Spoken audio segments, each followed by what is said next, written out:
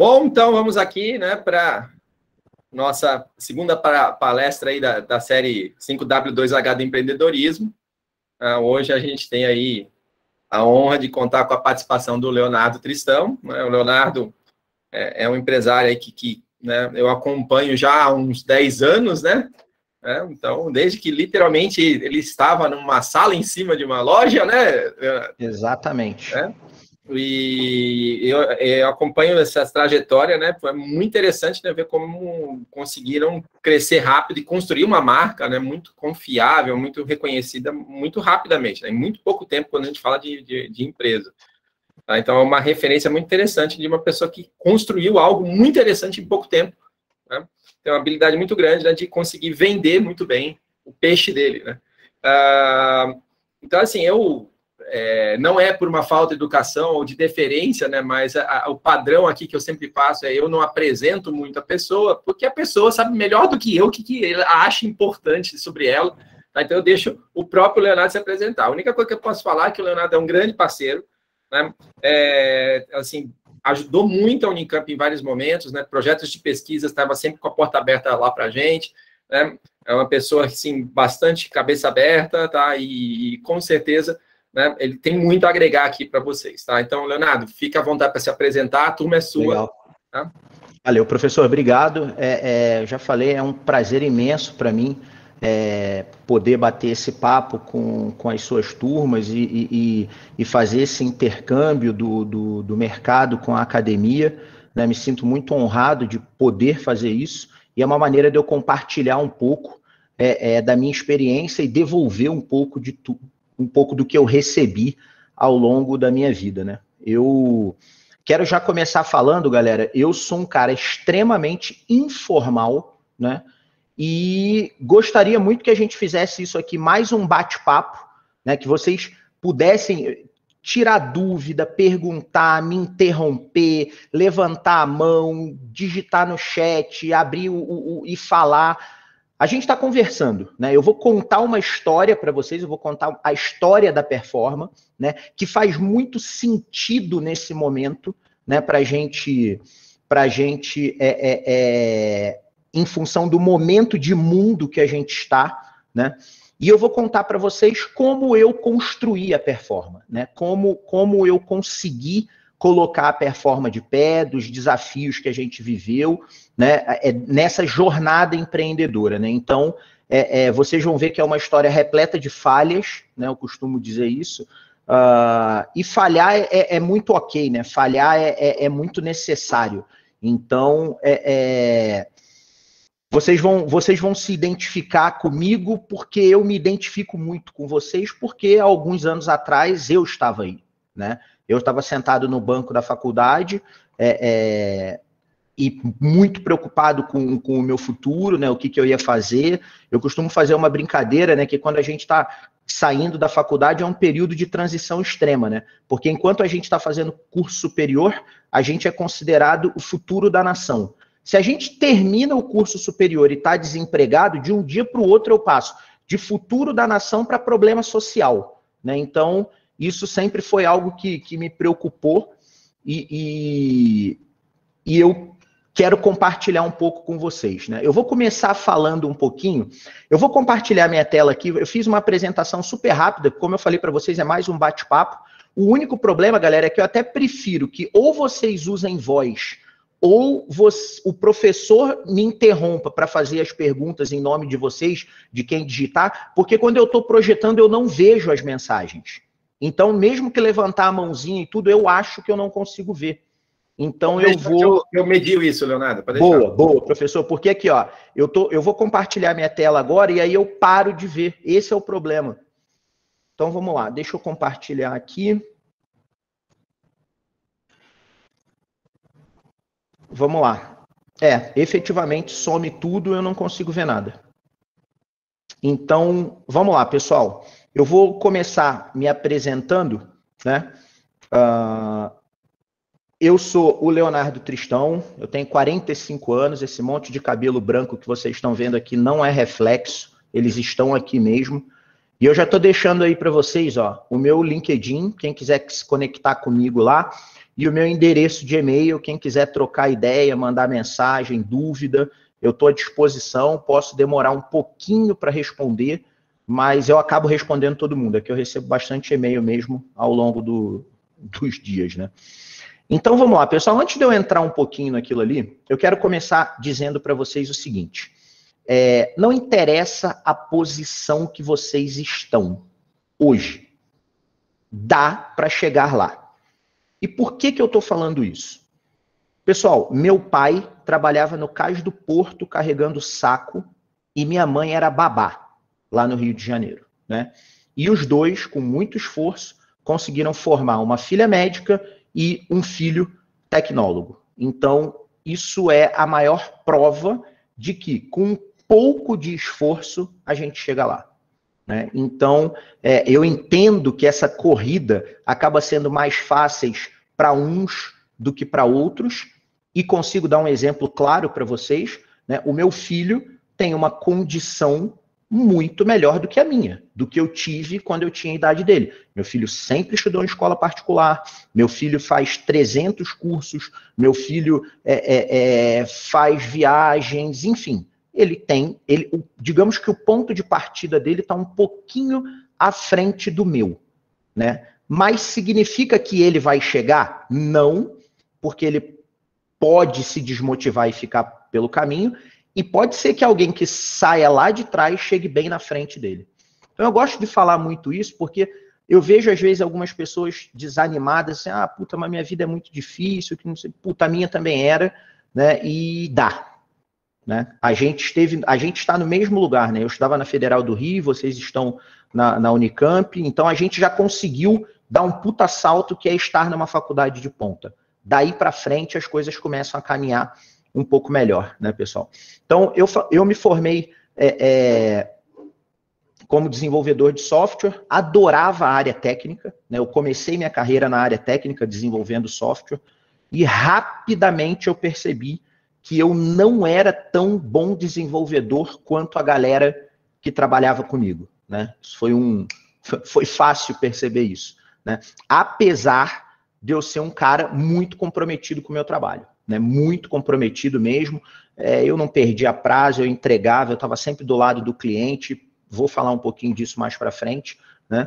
E aí, naturalmente, eu acabei fazendo a minha transição da área técnica para a área comercial. Vender software também vender projetos de tecnologia, eu vou evitar falar de software, né? Vender soluções tecnológicas também é uma função de quem conhece a área técnica. Então, isso também começa a desmistificar um pouco essa questão. Eu não gosto da área de TI porque eu tenho que programar. Não, peraí. Programar é uma das opções que você tem estando na área de TI.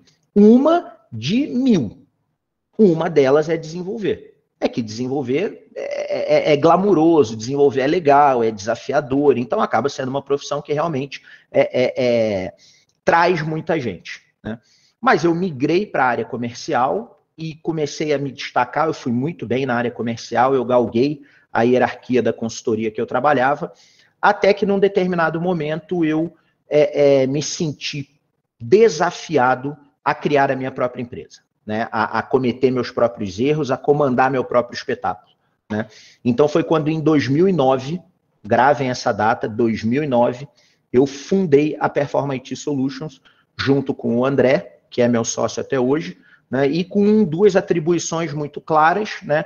Eu seria responsável pela parte administrativa, financeira e comercial da Performa, e ele responsável pela área técnica, né? A Performa IT é uma empresa, né, que cria jornadas digitais leans para acelerar a transformação digital dos nossos clientes, né? Isso aqui está incompleto, depois eu vou atualizar antes de enviar para vocês a apresentação. Eu vou mandar essa apresentação para o professor distribuir para vocês, né? Na Performa, o que a gente faz de inovador, assim, que torna... Cara, o que vocês criaram que fazem vocês especiais? A gente não criou nada. Outra coisa para a gente desmistificar, que eu também vou falar um pouquinho mais para frente. A gente pegou 3 frameworks de mercado super conhecidos, que é o Design Thinking, o Lean UX e o Ágil. A gente fundiu os 3 em um processo que eu vou mostrar para vocês, em uma metodologia que eu vou mostrar para vocês, e é assim que a gente aborda os nossos clientes. Eu também sou muito ativo no Founder Institute, que é um instituto de aceleração de negócios, de aceleração de startups, e eu funciono como mentor, né? Eu atuo como mentor, principalmente nas disciplinas de modelo de negócio e aceleração e tração, né? Que são os pontos onde eu tenho mais conhecimento, né? Gosto muito de empreender, né? A Performa foi a minha primeira empresa, mas depois da Performa eu já investi em uma série de empresas, algumas eu investi e participei, outras eu fui só investidor anjo, já vendi empresas, né? O Blue by BS2 foi vendido para o banco BS2, já empreendi fora do Brasil, na época não sei se vocês vão lembrar, em 2018, 2019, a gente teve aquele boom do compartilhamento de patinetes, a gente montou uma empresa exatamente de compartilhamento de patinetes e a gente atua em Portugal e Espanha. Enfim, essas são algumas das startups aí que eu investi, né? Então vamos falar um pouquinho, galera, dos anos pré-Performa IT, né? Como foi a carreira do Léo até 2009, né? O que o Léo fazia, né, que soava diferente ou mostrava alguma coisa diferente para as outras pessoas que conviviam comigo, né? Eu sempre fui um cara que ficava o tempo inteiro vendo e avaliando oportunidades. Por isso, a migração que eu falei para vocês, que eu fiz da área técnica para a área comercial, ela foi meio que natural, porque o tempo inteiro eu estava vendo o que estava acontecendo dentro do cliente e avaliando se ali tinha uma oportunidade para o cliente ganhar dinheiro. Olha isso, galera. Eu estava avaliando se tinha uma oportunidade para o cliente ganhar dinheiro. Não era avaliando se tinha oportunidades para eu ganhar dinheiro, porque isso para mim era uma consequência. Se esse cara estivesse ganhando dinheiro, obviamente eu também ia estar.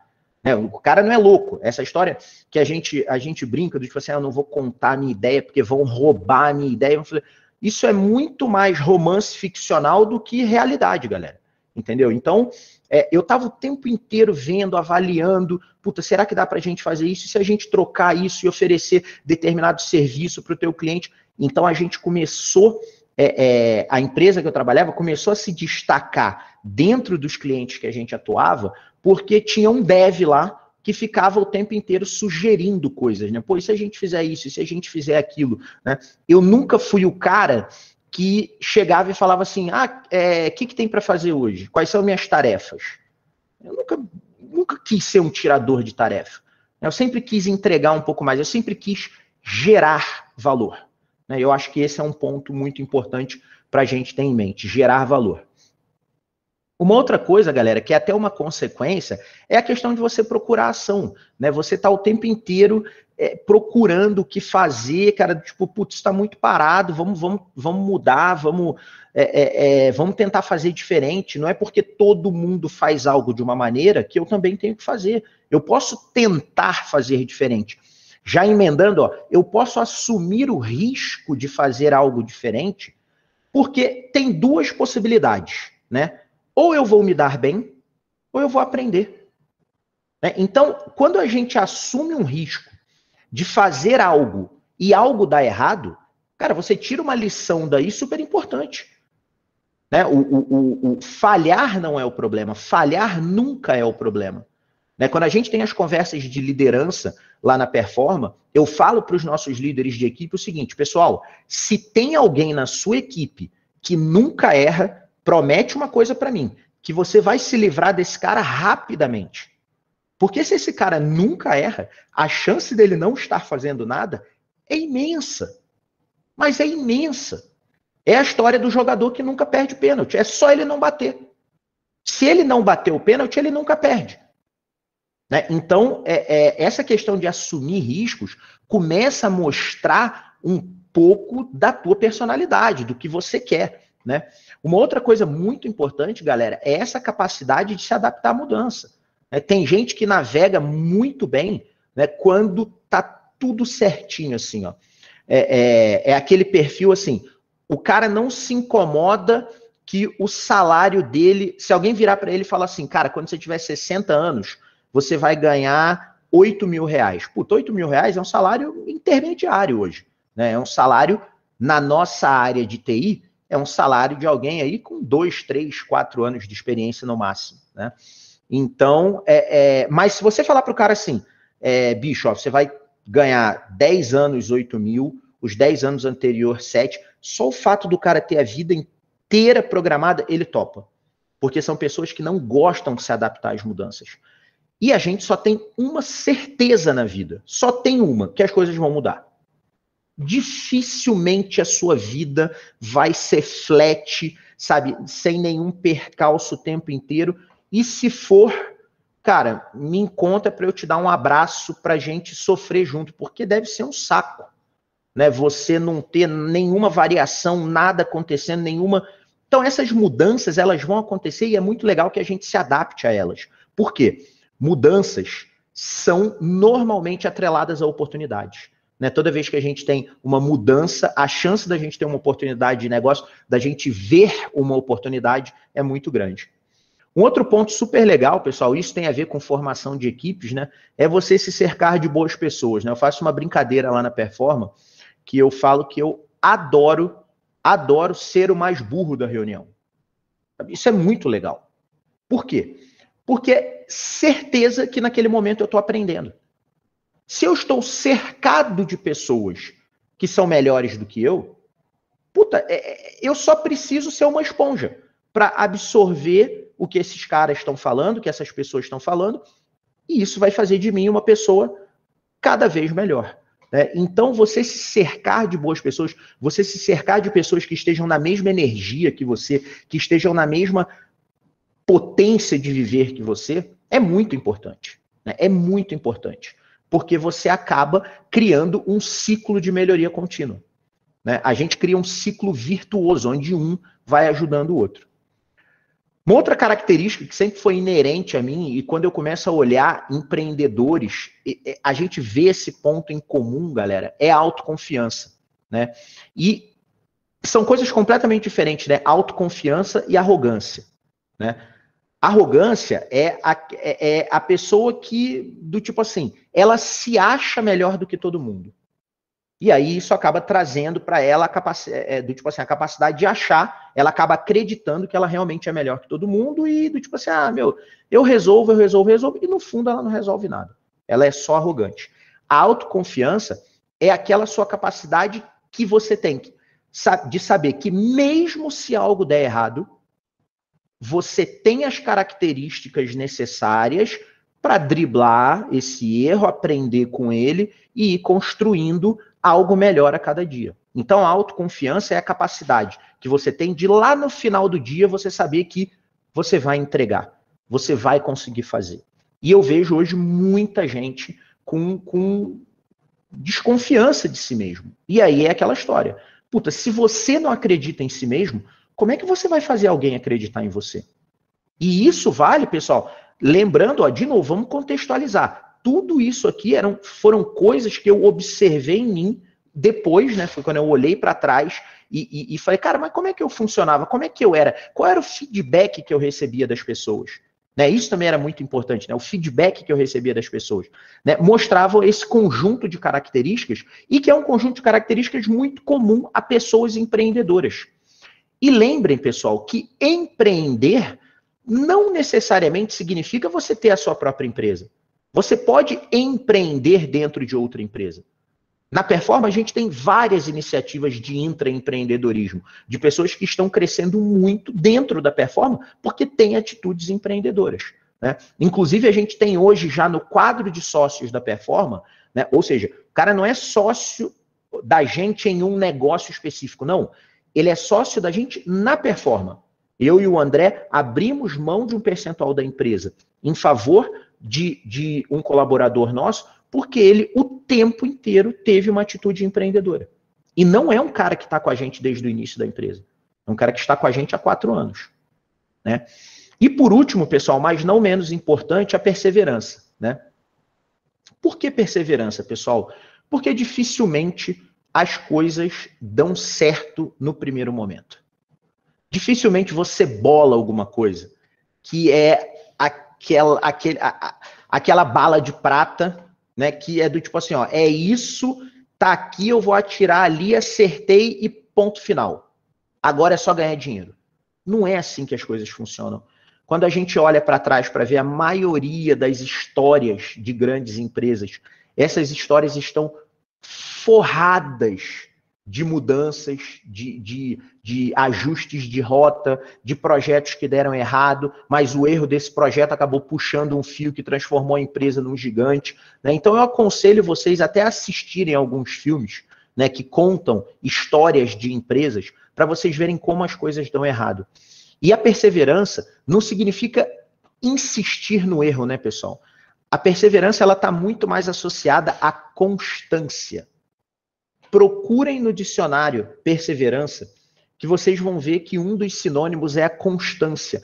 É você ter ritmo, é você manter a tua energia, a tua base de atuação constante, mesmo que algo esteja dando errado, né? Então, esse conjunto de características, pessoal, era o que eu, olhando para trás, eu via muito, né, em mim. Muitas vezes eu praticava isso até sem perceber, era algo meio que inerente da minha forma de agir, mas que contribuíram muito para eu formar o meu nome. Para as pessoas que trabalhavam comigo se sentirem confortáveis de falar assim, puta, tem como o Léo tá nesse projeto com a gente? Pô, esse projeto é importante, eu gostaria que ele estivesse por perto para ajudar a gente, né? Então, no final das contas, né, muitas vezes eu já ouvi isso, tá, pessoal, em outras palestras. Ah, Léo, eu vou me matar de trabalhar e no final das contas eu tô fazendo o nome da empresa que eu trabalho. Puta, galera, bullshit. Você nunca está fazendo o nome da empresa que você trabalha. Você está sempre fazendo o seu nome. Porque não existe relacionamento entre empresas. Existe relacionamento entre pessoas. São sempre pessoas que estão se relacionando. Então, quando qualquer um de vocês tem uma atitude que beneficia muito o cliente, a pessoa do cliente está vendo você. Ela não está vendo a Performa IT, a Reforma IT, a Informa IT, não. É sempre um relacionamento entre pessoas. Pessoal, até aqui, vamos lá, hein? Dúvidas, angústias, decepções, comentários. Posso ir embora? Para por aqui, não interessa a ninguém o assunto. Como estamos? Vou começar a fazer boicote. Não pode não. Se ninguém falar nada, eu paro. Do tipo assim, eu vou ficar parado até alguém fazer um comentário. Então vai, vamos adiante. Eu ia falar para falar um de cada vez para não confundir, mas acho que não vai precisar. Vamos lá. Bom, aí, pessoal, começou os meses, né? Eu falei um pouquinho dos anos pré-performa, e agora eu vou falar para vocês um pouquinho dos meses que antecederam a fundação da Performa, né? Eu resolvi fundar a Performa em 2009, né? Então, eu já vinha conversando um pouco com o meu sócio sobre isso desde o início do ano, ali, dezembro, final de 2018, início de 2019, né? A gente já tinha algumas insatisfações com a empresa que a gente trabalhava, até, e era coisas relacionadas a gerenciamento de projeto. Eu já estava muito interessado em metodologias ágeis, a empresa que a gente trabalhava era muito fiel ao PMI, e por motivos óbvios, os caras, era uma empresa de 12 anos de mercado, que ganhava bastante dinheiro com isso, né? Eu já via que projetos de software deveriam ser gerenciados de forma diferente, enfim, a gente vinha. Só que em 2018 também começou uma crise no mundo, né? Uma crise que foi muito grave, né? Quem não, até pela idade de vocês, talvez nessa época isso não era nem muito relevante para vocês, mas eu super aconselho vocês a gastarem aí uma horinha, nada mais do que isso, pesquisando sobre o que foi a crise de 2018 e 2019, que ela começou com a quebra de um banco de investimentos lá nos Estados Unidos chamado Lehman Brothers, e a partir daí isso desencadeou uma crise econômica muito, muito severa no mundo inteiro, né? Exatamente isso. Ó. Começou com a quebra de um banco e isso virou um tsunami na economia mundial, apesar do nosso presidente na época dizer que era só uma marolinha, mas não foi uma marolinha, foi uma crise muito grave, né? Foi a crise mais grave que o capitalismo viveu desde o crash de Wall Street em 29, né? O cenário no Brasil era desolador, assim, ó. A gente teve uma queda de 14% na produção industrial. Galera, 14% é um caos. É um caos. Tipo assim, é um cenário muito, muito avassalador, né?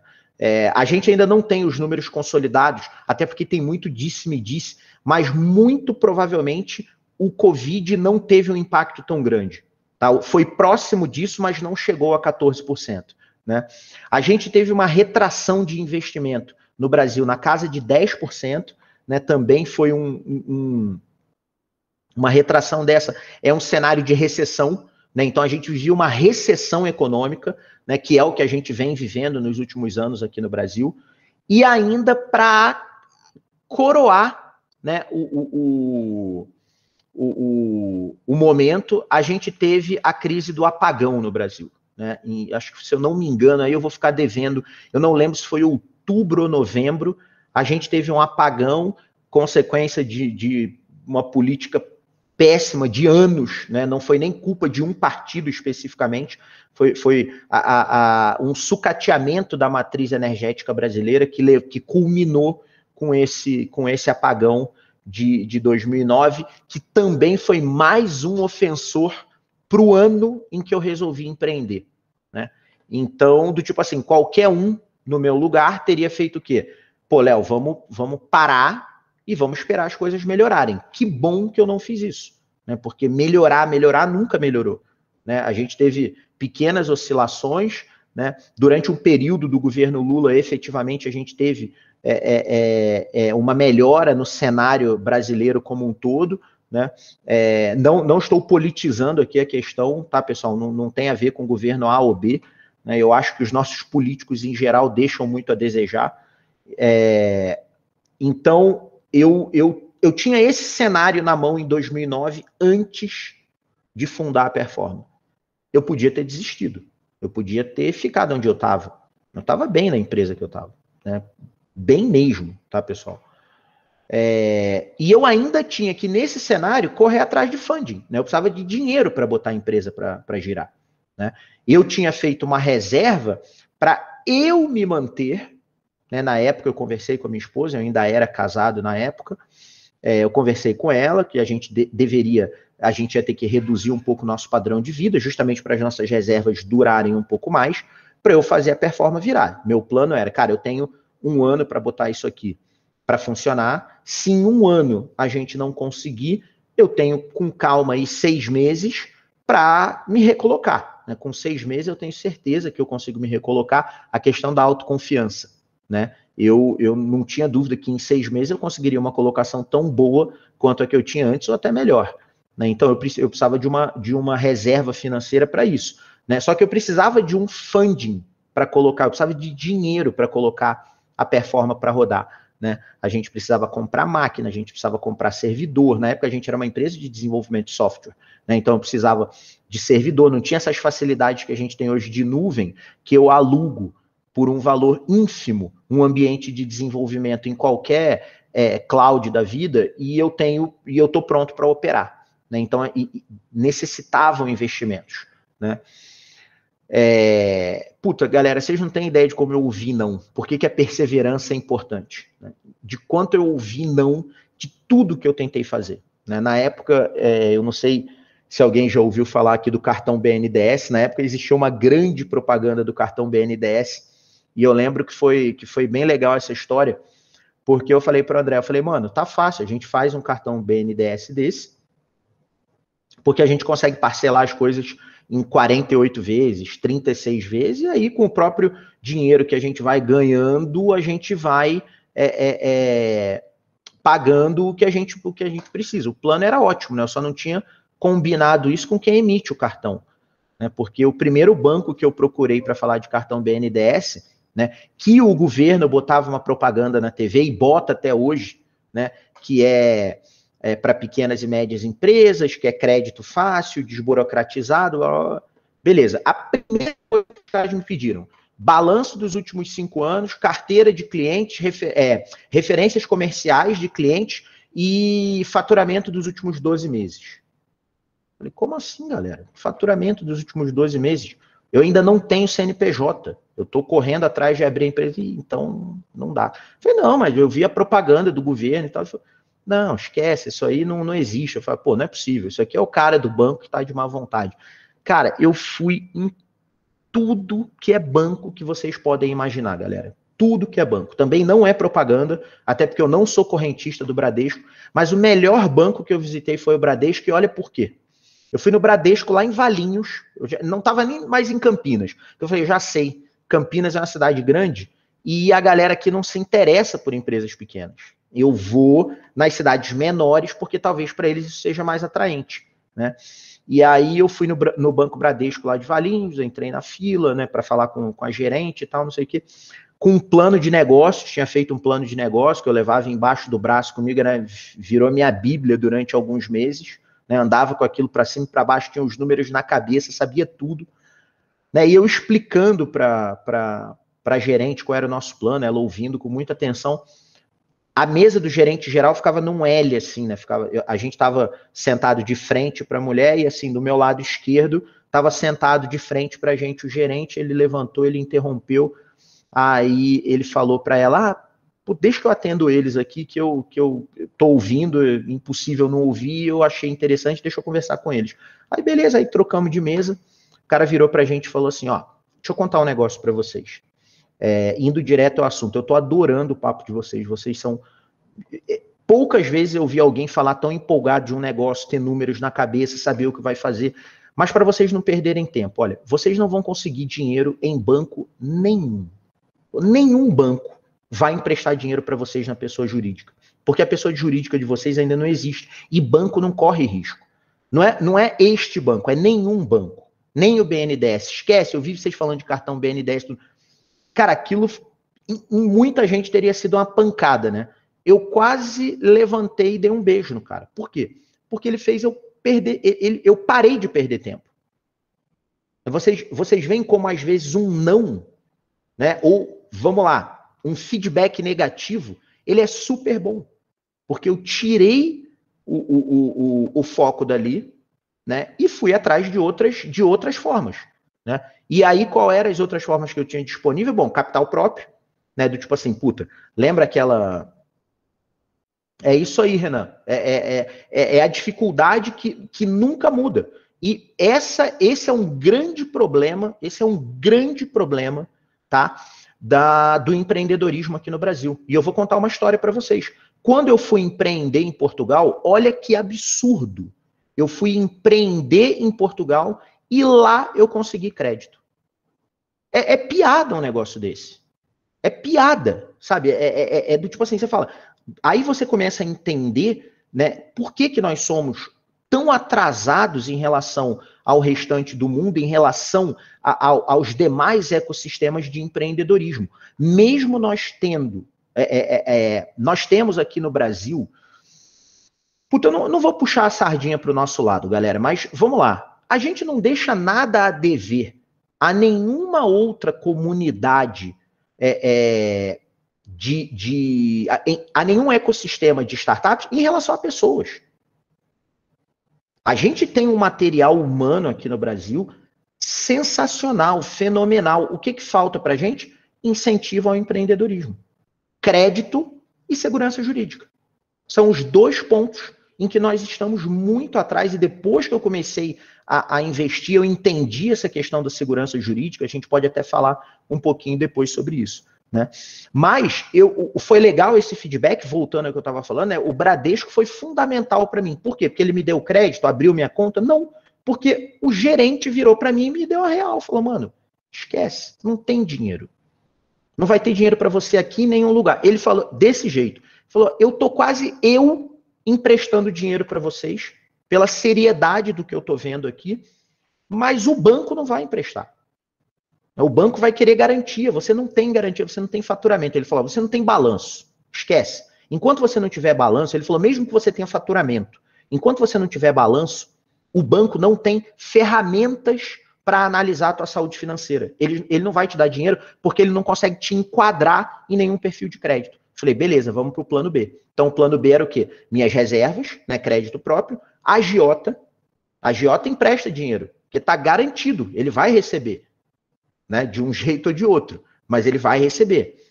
E Family and Friends. Então, eu fui para um misto de capital próprio e Family and Friends, né? Na época, o meu ex-sogro, né, falou para mim, ele ouviu eu discutindo tudo, e aí um dia ele chegou para mim e falou, cara, quanto você precisa? Eu falei, puta, eu preciso de tanto. Ele falou, legal. E eu ofereci para ele, né? Ele brinca comigo até hoje que foi a pior decisão que ele tomou. Exatamente, professor. Tem o FUS aí no meio também, né? Ele fala para ele brinca comigo que foi a pior decisão que ele tomou na vida, né? Porque eu ofereci para ele me emprestou o dinheiro e eu ofereci para ele o pagamento, né? Com juros, usando a remuneração do investimento que ele estava. Então ele tinha o dinheiro investido, não era em poupança, que estava rendendo tanto por mês. Eu ofereci para ele essa mesma remuneração mais 1%, né? Para pagamento em 36 meses, ou ele reter 20% da performance. Então, eram essas duas opções que eu dei para ele. Ele falou para mim, Léo, reter participação de empresa, ele falou, tô aposentado, não quero mais saber de trabalho, eu prefiro que vocês me paguem. Beleza, assinamos um contrato, ele fez o investimento na performance, pagamos ele direitinho, né? E ele brinca comigo que foi a pior decisão que ele tomou na vida dele. Ele até brinca que ele foi o FUS da história, mas não porque investiu, foi porque ele não quis um percentual da empresa, né? Mas vocês veem como a questão da perseverança, né, foi importante para mim, né? Olha que cenário negativo, né, a gente teve que enfrentar para colocar a empresa de pé, e colocamos a empresa de pé, né? E aí a gente tinha CNPJ, a gente tinha equipamento, a gente tinha servidor, a gente tinha uma sala foi o que deu, né? Ficamos em Valinhos, a gente conseguiu uma sala em cima de uma loja de bolo. Era infernal trabalhar o dia inteiro sentindo o cheiro de bolo, né? Porque a gente descia para comer bolo, não tinha jeito. E a gente teve que até colocar meta. Falei, galera, olha só, para a gente não explodir em colesterol todo mundo, vamos colocar a meta aqui que a gente só pode comer bolo 2 vezes por semana. Beleza, né? Mesmo isso falhou, né? Pera aí, Letícia, deixa eu ver se eu consigo ler aqui o que você escreveu.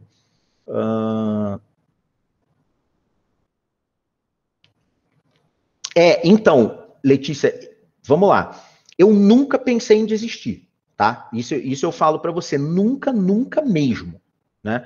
Agora, por quê? Não tem a ver com arrogância, tem a ver com planejamento, né? Tem a ver com você ir entendendo o que está acontecendo e ir se adequando. Adaptação a mudanças. Né? Nada do que eu planejei, vocês vão ver agora, então, é a melhor parte, né, do adaptação a mudanças, né? Eu tive a questão, não é ter dúvidas, eu tinha dúvidas em relação ao que fazer. E é normal isso, né? Eu não sou o senhor da verdade, ninguém é, né? E no meio desse monte de decisões que eu tomei algumas decisões erradas, né? Por mais que eu discutisse com o meu sócio, né, André, puta, e aí? As opções são essa e essa, vamos por esse caminho, vamos pelo outro, vamos pegar dinheiro com a agiota. Por exemplo, quando meu ex-sogro me ofereceu, cara, você envolver família num negócio é complicado. Eu tive dúvidas se esse era o melhor caminho, né? Se não era melhor eu ir numa factoring, né? Pagar uns juros um pouco maior, não teria sido tão maior, mas ter um negócio mais impessoal. Então você vai tendo essas dúvidas, né? Agora, o que eu faço é justamente esse ponto que você colocou, é usar toda essa massa de informação que eu vou absorvendo para reforçar minhas atitudes. Então, eu acho que esse é o ponto. Não é você esperar que vai dar tudo certo, mas é você esperar que cada coisa que dá errada te dá mais um pedacinho de informação para que você tome a próxima decisão menos cega. né? Não é que você vai estar com visão além do alcance, você vai estar menos cega, né? E aí, galera, com tudo pronto, né, começou eu brinco que foi uma saga mesmo, né, do primeiro cliente. Por quê, galera? Eu era relativamente conhecido, eu falei para vocês, né, eu já não estava mais partindo do zero. Então tinha um monte de empresa que me conhecia, um monte de gente que trabalhou comigo e que mudou de empresa. Então eu tinha uma rede de relacionamentos boa e mais do que isso, né? Eu era um bom vendedor, né? Eu brinco que eu era porque até isso eu tô meio enferrujado hoje, porque eu tenho me dedicado a outras coisas na performance, apesar de gostar muito de vender, né? Para vocês terem uma ideia da minha paixão por vendas, né? Eu brinco com o teste do hotel, né? A gente fala o teste do hotel é aquilo, quando está escrito na ficha do hotel lá, profissão. Ali não tem ninguém olhando, ninguém vai auditar. Se você quiser escrever ali, ó, jogador de futebol, Beatle, astro do rock, ali você pode escrever o que você quiser, né? Ninguém vai auditar aquilo ali. Eu não escrevo que eu sou empresário, eu escrevo que eu sou vendedor. Então eu tenho uma paixão por vendas muito grande, né? Eu estudei vendas na época, e quando eu falo de estudar vendas, estudar metodologia de vendas, né? Eu conheço bastante de solution selling, eu conheço bastante de customer centric selling, eu conheço spin selling, que são metodologias de vendas focadas em processos de vendas complexos, né? Que é o caso de venda de tecnologia, né? Usualmente, vender projetos de serviço de tecnologia é uma venda complexa, né? Então, eu conhecia bastante de metodologia de venda, né? Tinha uma rede de relacionamento boa. Falei, galera, agora vamos vender, né? Beleza. E comecei a visitar empresas, apresentar o que a gente, né, a nossa experiência, o que eu conhecia de mundo SAP, o que eu conhecia de Microsoft e etc. Todo mundo fala, puta, Léo, legal, bacana, excelente, tem uma oportunidade. Vamos lá, me passa teus cases e, de novo, o maldito balanço, porque eu preciso passar isso para o jurídico da empresa, para o jurídico da empresa formular o contrato, fazer análise de risco e a gente ir em frente. Era exatamente essa cara que eu ficava assim, ó, balançando a cabeça, falando, cara, como é que eu vou driblar isso, mano? Porque, e eu entendo, não é que do outro lado tinha um cara querendo me ferrar. Do outro lado tinha um cara que representava uma empresa que tinha regras, né? Muitas delas, inclusive de compliance, que fazem todo sentido, né? Fazem todo sentido, apesar de eu discutir algumas, no fundo, eu entendo, e o cara precisava seguir as regras. E alguém na matriz, ou no jurídico, ou no departamento de compras, acaba dizendo, olha, um fornecedor para entrar aqui tem que ter 5 anos de experiência, tem que botar 3 referências comerciais para gente, tem que... Enfim, galera, existem as mais diversas regras possíveis, né? A gente, para vocês terem uma ideia, a gente já teve um problema com um grande cliente nosso, porque a gente não tinha uma política formal de descarte de resíduos sólidos. Eu falei, cara, mas eu sou uma empresa de TI, eu só tenho gente, notebook e mesa. Não tem, o único resíduo sólido que tem é o número 2 que vai no banheiro, o descarte é o da prefeitura, né? E, puta, não teve jeito, sabe? Envolveu... No fim, teve que ter uma reunião com o departamento jurídico e com a área de EHS para a gente explicar isso para eles, né? Enfim, burocracias de grandes empresas, né? Cara, e como é que a gente dribla isso? Aí a gente começou a pensar.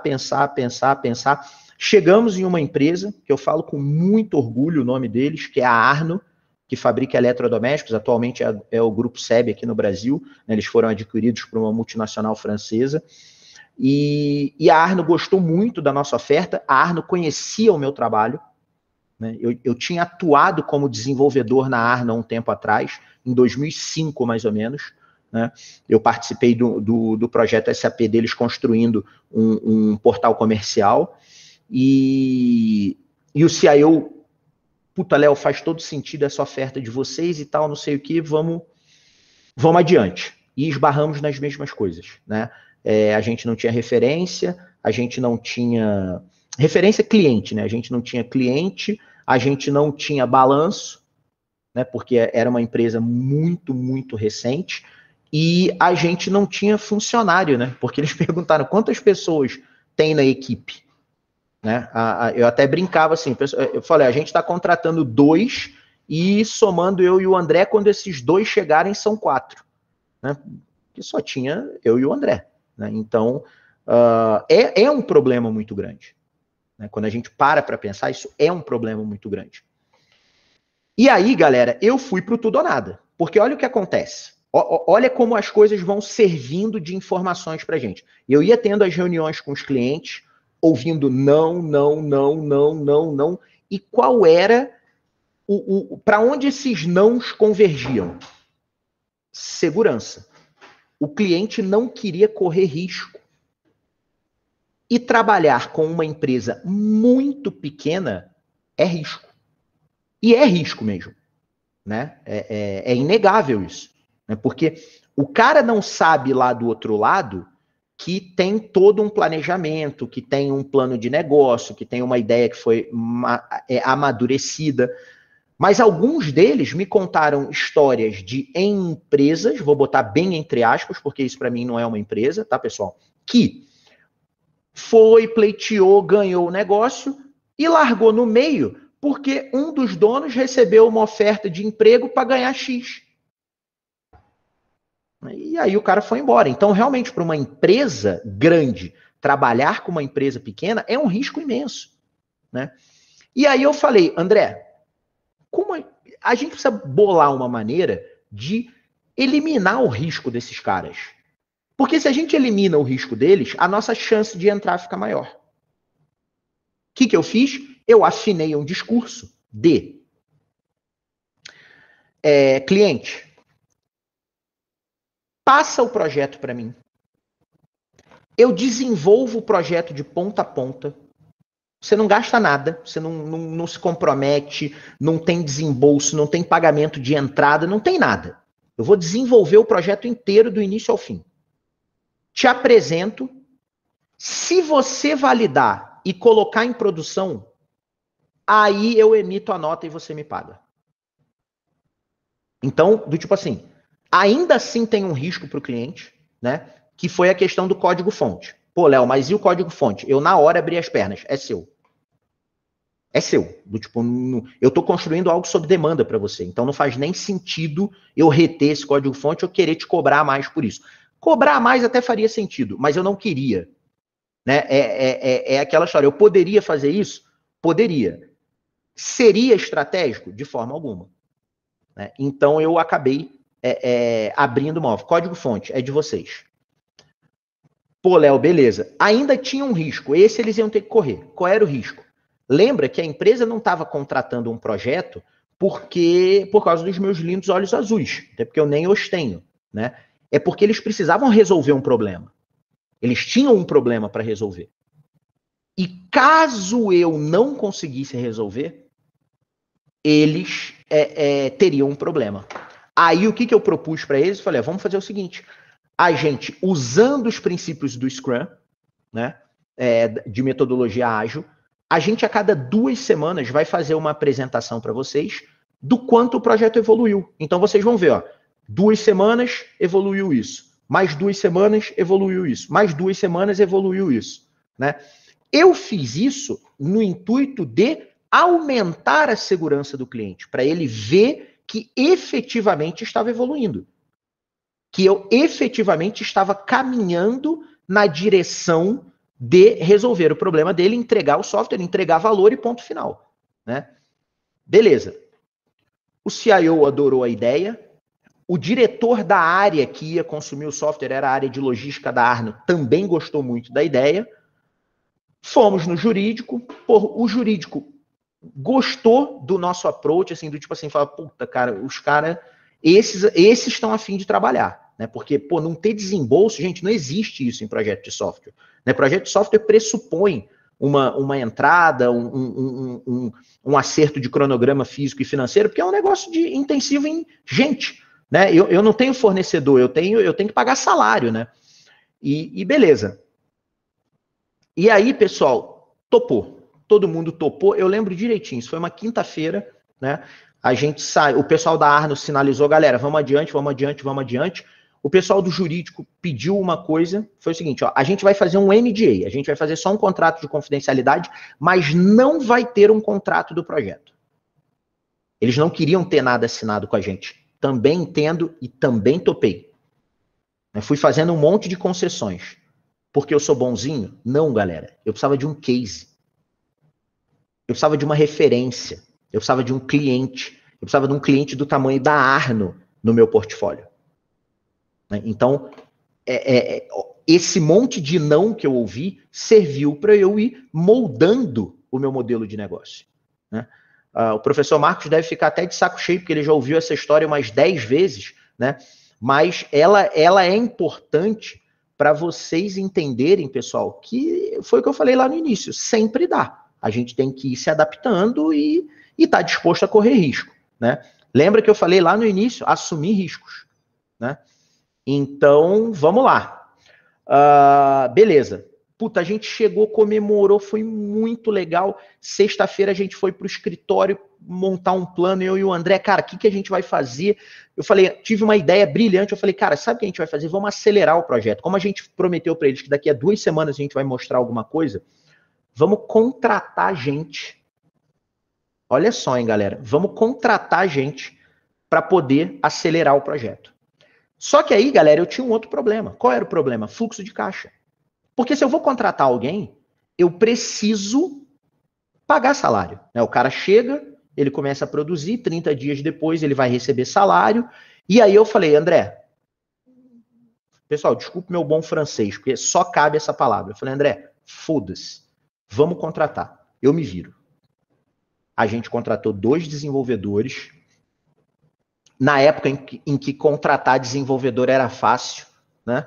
Eu contratei 2 desenvolvedores, a gente trabalhou dia e noite. Não foram 2 semanas, né? Foram 4 semanas de welcome to the jungle, assim, era selva total, né? Mas na primeira reunião, depois de 2 semanas, quando a gente mostrou para o cliente o plano do projeto e o que a gente já tinha desenvolvido, os caras falaram, opa, peraí, como assim? Como que vocês já fizeram isso? Vocês tinham pronto. Eu falei, não, acredita em mim que se eu tivesse pronto, eu já tinha te mostrado para tentar acelerar o processo. O que a gente está ralando e tenho dúvidas. Porque, obviamente, a gente começou a mergulhar no projeto, começaram a surgir dúvidas, e eu falei, preciso esclarecer esse ponto, esse ponto, esse ponto, esse ponto. Como é que a gente vai calcular o OTIF? A gente está falando de indicadores logísticos, né? Aí eu fui estudar o que era indicador logístico, OTIF, on time in full, qual era a regra de cálculo e tal, não sei o que. Os caras falam, os caras sabem do que eles estão falando. Quando a gente mostrou, depois de 1 mês, o projeto, o cara da área falou assim, com o que vocês entregaram, eu já consigo começar a operar. Eu quero botar isso em produção. Eu falei, ótimo. Bota em produção, paga a gente e vamos em frente. O pessoal... Aí não tinha mais dúvida, né? Olha a questão do mindset, pessoal, como vai mudando. Já não tinha mais ninguém em dúvida se a gente ia entregar ou não. Não tinha mais dúvida do risco. Eu levei, na época, era um CD. Eu levei um CD com o código-fonte gravado e já entreguei para o arquiteto de sistema deles. Falei, galera, tá aqui o código-fonte, a gente vai subir num servidor assim, assado, precisa do IS, SQL Server, não sei o que, configura aqui. Tá. Puta, foi aquele, e aí o projeto começou a crescer, aí isso foi 1 mês, na sprint seguinte, né, ou seja, com 6 semanas de trabalho, a reunião terminou com o cliente falando pra gente, galera, pode emitir a nota. Pode emitir a nota, porque a gente vai pagar vocês, e aí já entrou num fluxo de pagamento, e ele falou, mais do que isso, eu vou indicar vocês para uma empresa que está precisando de um serviço igual. Puta, galera, aí foi aliás, aí foi a primeira coisa que desandou na performance, né? Porque, de novo, foi uma quinta-feira, quando a gente saiu do cliente na reunião, pode faturar. O que a gente fez? Os 4 fomos direto pro bar. Direto, os 4. Bebemos a noite inteira, sexta-feira, todo mundo moído, cliente tentando falar com a gente, tô com o telefone, ninguém atendia. Eu voltei à vida, já era umas 4 da tarde. Né? E fui o primeiro a voltar. O cliente, porra, vocês sumiram, eu precisava falar com você. De novo, assumir riscos, né? Eu não menti. Eu falei, Oswaldão, você não vai acreditar o que aconteceu. Cara, a gente saiu daí com o sim de faturamento, eu estava enforcado, a gente não sabia como ia pagar as contas, desatou um nó imenso e a gente foi pro bar beber e perdeu a linha. Ele falou, beleza, é um bom motivo, deixa que eu gerencio as coisas aqui, segunda, 8 da manhã, quero todo mundo aqui. Puf, desligou o telefone e foi nosso primeiro contato com o cliente pós-entrega, foi para justificar por que a gente sumiu, né? E aí, pessoal, entrou, aí começou a virar, né? Aí ele indicou a gente para a General Electric, para o braço de eletrodomésticos da General Electric, a gente começou a trabalhar para a GE, da GE a gente entrou na Continental Automotive, da Continental Automotive a gente foi para a Borg Warner, da Borg Warner a gente foi para a De Pascoal, e a gente, como fazia um bom trabalho, a gente não perdia cliente, então a gente começou a reter cliente na carteira, e aí foi começando a crescer, enfim. O negócio tracionou,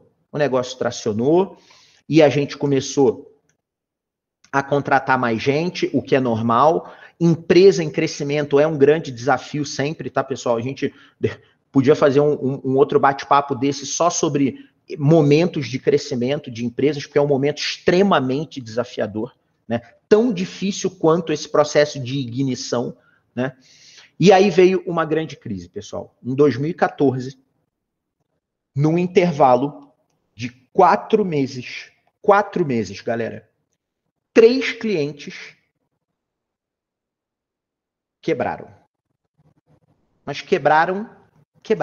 Do tipo assim, todos devendo dinheiro pra gente, até porque é comum na indústria de software, né? É comum em grandes empresas, né? Você não emite a nota assim, eu emiti a nota dia 14 de setembro e dia 16 o dinheiro tá na conta. Não. O prazo médio de pagamento dos nossos clientes é 60 dias. Né? Tem cliente que paga com 30, tem cliente que paga com 90, tem cliente que paga com 120. Você imagina isso, que loucura. Eu emiti uma nota hoje e só receber em janeiro do ano que vem. Isso acontece. Né? E particularmente, se vocês quiserem saber a minha opinião, isso acaba sendo ruim para quem? Para pequenas empresas. Né? Se eu for olhar estritamente como competidor, isso é maravilhoso. Por quê? Porque um monte de empresa não tem fluxo de caixa para competir comigo. O cara teria capacidade técnica para competir comigo, mas ele não tem capacidade financeira de absorver um impacto de 4 meses no fluxo de caixa. Então, se eu olho como empreendedor, né, isso é uma ótima notícia. Quando eu olho com os olhos de alguém que é super interessado pelo ecossistema de inovação e empreendedorismo, eu acho isso muito cruel com as empresas, né? Mas aí, pessoal, aconteceu isso, né? Em 4 meses, 3 clientes faliram, deixando para trás uma dívida que pra gente, na época, era impagável. Estou botando entre aspas, porque se eu estou aqui, pagamos, né? Mas quando eu olhei o resultado, olhei o fluxo de caixa, olhei a dívida, e sabendo assim, não vai receber. Beleza, consultei nosso advogado. Cara, nosso advogado perfeito, ele não poderia ter sido mais honesto naquele momento, porque qual a postura do advogado? Não, Léo, vamos brigar, a gente recebe isso aí, vamos lá, quanto é, o valor da causa é tanto, deposita aí a primeira parte e vamos brigar nisso aí. Ele falou para mim, assim, cristalinamente, não bote 1 hora de esforço seu e R$1 de dinheiro que você ainda tem no caixa em mim ou em qualquer outro advogado para você receber essa grana. Porque você não vai receber esse dinheiro nunca. Nunca. Quando uma empresa quebra, pessoal, tem uma precedência de pagamentos. Né? Eu não sei essa precedência ao certo, mas primeiro é uma questão assim, primeiro são impostos federais, depois a folha de pagamento, depois impostos municipais, depois impostos estaduais e depois os fornecedores. Se a empresa quebrou, vocês podem imaginar que eles não têm tanto caixa assim para pagar todo mundo, né? Eu não sabia de nada disso, então o advogado, de novo, me deu uma péssima notícia, mas que já tirou da frente um ponto, que é vamos brigar para receber isso. Talvez pudesse ter sido a nossa morte, brigar para receber isso. O que a gente fez? Cara, a gente vai conseguir sobreviver? Puta, acho que não. Aí eu fui bem pragmático, né? Olhando, até porque eu tinha responsabilidades com outros clientes, né? Então, acho que não. O que eu fiz?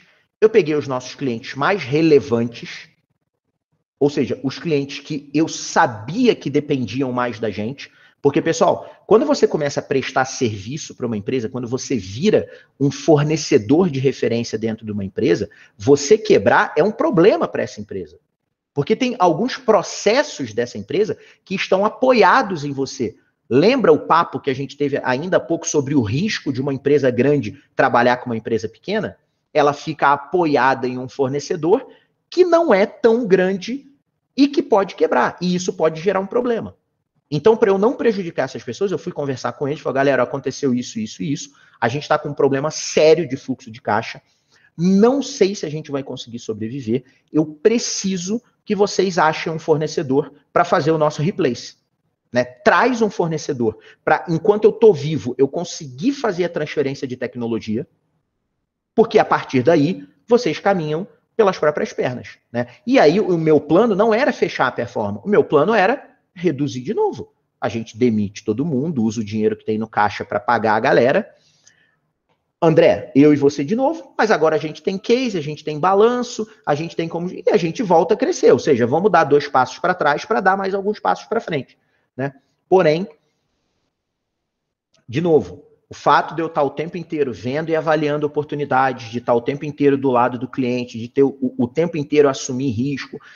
Eu assumi um risco. Eu cheguei para o cliente e falei, cara, procura outro cara para ficar no meu lugar, porque eu não quero te causar problema. Né? No final das contas, isso falou muito mais a meu favor do que contra. Porque os nossos principais clientes falaram exatamente, com alguma certa diferença, pessoal, mas foi algo mais ou menos assim. Léo, quanto você precisa? Porque ó, a gente tem um cronograma de projeto com vocês até o final do ano. O que eu posso fazer? Se o teu cliente quebrou, você está com gente lá livre. Eu adianto esses projetos, ou seja, eu injeto dinheiro no teu fluxo de caixa agora e você vai me entregando isso até o final do ano. Isso aconteceu com outros 3 clientes. Então, 3 clientes toparam ajudar a gente nesse sentido. E um deles foi além. Um desses clientes, o CFO deles, o principal executivo financeiro, pegou o nosso balanço e falou assim, Léo, você não vai pagar essa conta, essa conta, essa conta, essa conta, isso vai significar tanto no teu fluxo de caixa, chama esses fornecedores, renegocia com eles, imposto nos próximos 6 meses, ignora, não paga, né? Isso vai te gerar uma multa de X%, mas depois que você capitalizar de novo, isso aqui você consegue rapidamente resolver. Os próprios clientes me ajudaram a montar um plano. Você vai falar, puta, Léo, que sorte que você teve, né? Então, galera, sorte ou reflexo de todo o trabalho que a gente tinha feito antes. Né? Do cara falar assim para mim, cara, você não pode quebrar, porque você é importante para a nossa estratégia. E 2, o teu problema não é tão grande quanto você está imaginando. Ali faltou para mim um pouco de experiência. Né? Um ponto que a gente até demorou a resolver dentro de casa, um dos inúmeros erros que eu cometi na performance, que foi o tempo que a gente demorou para ter alguém de estratégia financeira dentro de casa. Né? Alguém para ajudar a gente a navegar, porque não é minha praia. Eu sou comercial. Né? O André, meu sócio, é um cara técnico. Então, faltava essa disciplina dentro de casa de alguém que conseguisse ajudar a gente a navegar. Né? E aí, pessoal, veio a nossa primeira grande recuperação. A gente tomou um puta tombo, né? Um puta tombo, que eu achei que ia quebrar a gente. E em dezembro de 2014, dezembro não, vou ser bem honesto com vocês, em janeiro de 2015, estava tudo resolvido. Tudo resolvido. Por quê? Porque eu tinha conseguido passar pelo período de pagar o 13º da galera, né? A gente não atrasou, em nenhum momento a gente atrasou salário, em nenhum momento a gente deixou de pagar alguém, tivemos problema trabalhista, nada, nunca. Em toda a história da performance, a coisa que eu mais prezo sempre foi o time, sempre foi a equipe, né? E a gente conseguiu pagar 13º, a gente em dezembro já pagou imposto, né? E quando a gente fechou o balanço, por isso que eu falo em janeiro, quando o contador chamou a gente para apresentar o balanço, a gente tinha dado prejuízo aquele ano, obviamente, né? Mas um prejuízo que cabia no caixa que a gente tinha. Então, eu nem precisei pedir dinheiro em banco. Tudo bem, muito apoiado pelos clientes, né? Nesse momento, eu já conseguiria pedir dinheiro em banco. Em 2014, a Performance já tinha 5 anos, a gente tinha histórico, a gente tinha um faturamento crescente, então a gente conseguiria fazer isso, né? Mas a gente acabou se recuperando. E essa primeira grande recuperação acendeu um puta alerta em mim, que foi o seguinte, bicho, eu não posso ter todos os meus ovos na mesma cesta. Eu preciso diversificar os meus investimentos. O meu investimento único não pode ser a Performance. E aí foi quando a gente resolveu começar a investir em outras empresas, né? Eu gosto muito de investir em empresas. Eu falei para vocês, eu me interesso por empreendedorismo, pessoal, porque o empreendedorismo mudou minha vida, né? Eu era o menininho que foi criado no pé do Morro do Dendê, lá no Rio de Janeiro, e eu já tinha uma condição de vida completamente diferente. Eu já proporcionava para o meu filho uma vida completamente diferente da que eu tive graças ao empreendedorismo. Então, se foi algo que mudou a minha vida, eu falei, cara, é aqui que eu tenho que investir, né? E aí a gente começou os nossos investimentos em outras empresas, em outras startups, né? E aí surge, né, pessoal, aquela questão que é o seguinte. Opa, desculpa, pessoal. Puta, Léo, beleza, eu também quero empreender, mas eu não tenho ideia nenhuma. Tudo bem, pessoal, não necessariamente todo mundo que empreende tem uma grande ideia. Aliás, isso é um puta mito, né? Isso é um puta mito. É super possível gerar ideias, né? E tem algumas receitinhas, se vocês procurarem sobre isso na internet, vocês vão achar um monte de material legal para ler sobre isso, né? Que é como eu posso gerar ideias, né? Então, é aquela história, momento bom, né? Você tá no bar com os amigos, sem o que fazer, ou tá no Discord jogando aquela raid que foi pro saco, já que ninguém tá mais prestando atenção em nada, e aí você começa a trocar ideia com os amigos, e você começa a oxigenar coisas do tipo assim, puta, se alguém fizer tal coisa, eu compro na hora. Né? Do tipo, é aquela história assim, puta, se um dia alguém inventar uma garrafa de uísque, que eu viro no copo, e quando eu volto, a garrafa tá cheia de novo, pô, eu compro na hora. Não tem nem o que discutir, entendeu? Então é a questão da gente observar o mundo ao nosso redor, ao invés de ficar pensando em criar alguma coisa nova. Né? O mundo é cheio de problemas, galera. E aí a gente já vai para a linha 2 ali, né? A gente não precisa inventar mais problema. Se a gente observar, né, e a gente começar a identificar os problemas, a gente vai começar a ter ideias para resolver problemas. E quando você resolve um problema, pessoal, isso é uma puta ideia. Né? Então, tem até uma máxima do Design Thinking, né, que é um dos frameworks que a gente usa na Performance, que é o seguinte, você não pode se apaixonar pela solução. Sabe, aquelas discussões que começam assim, cara, vamos criar um app. Parou. Não sei se é um app. Não sei se é um app. Pode ser uma folha de papel. Pode ser uma maquete. Pode ser uma página web. Pode ser um carinha do outro lado do telefone conversando comigo. Eu não posso me apaixonar pela solução. Eu tenho que me apaixonar pelos problemas que existem. Porque um empreendedor apaixonado pelo problema, ele acaba achando uma solução, né?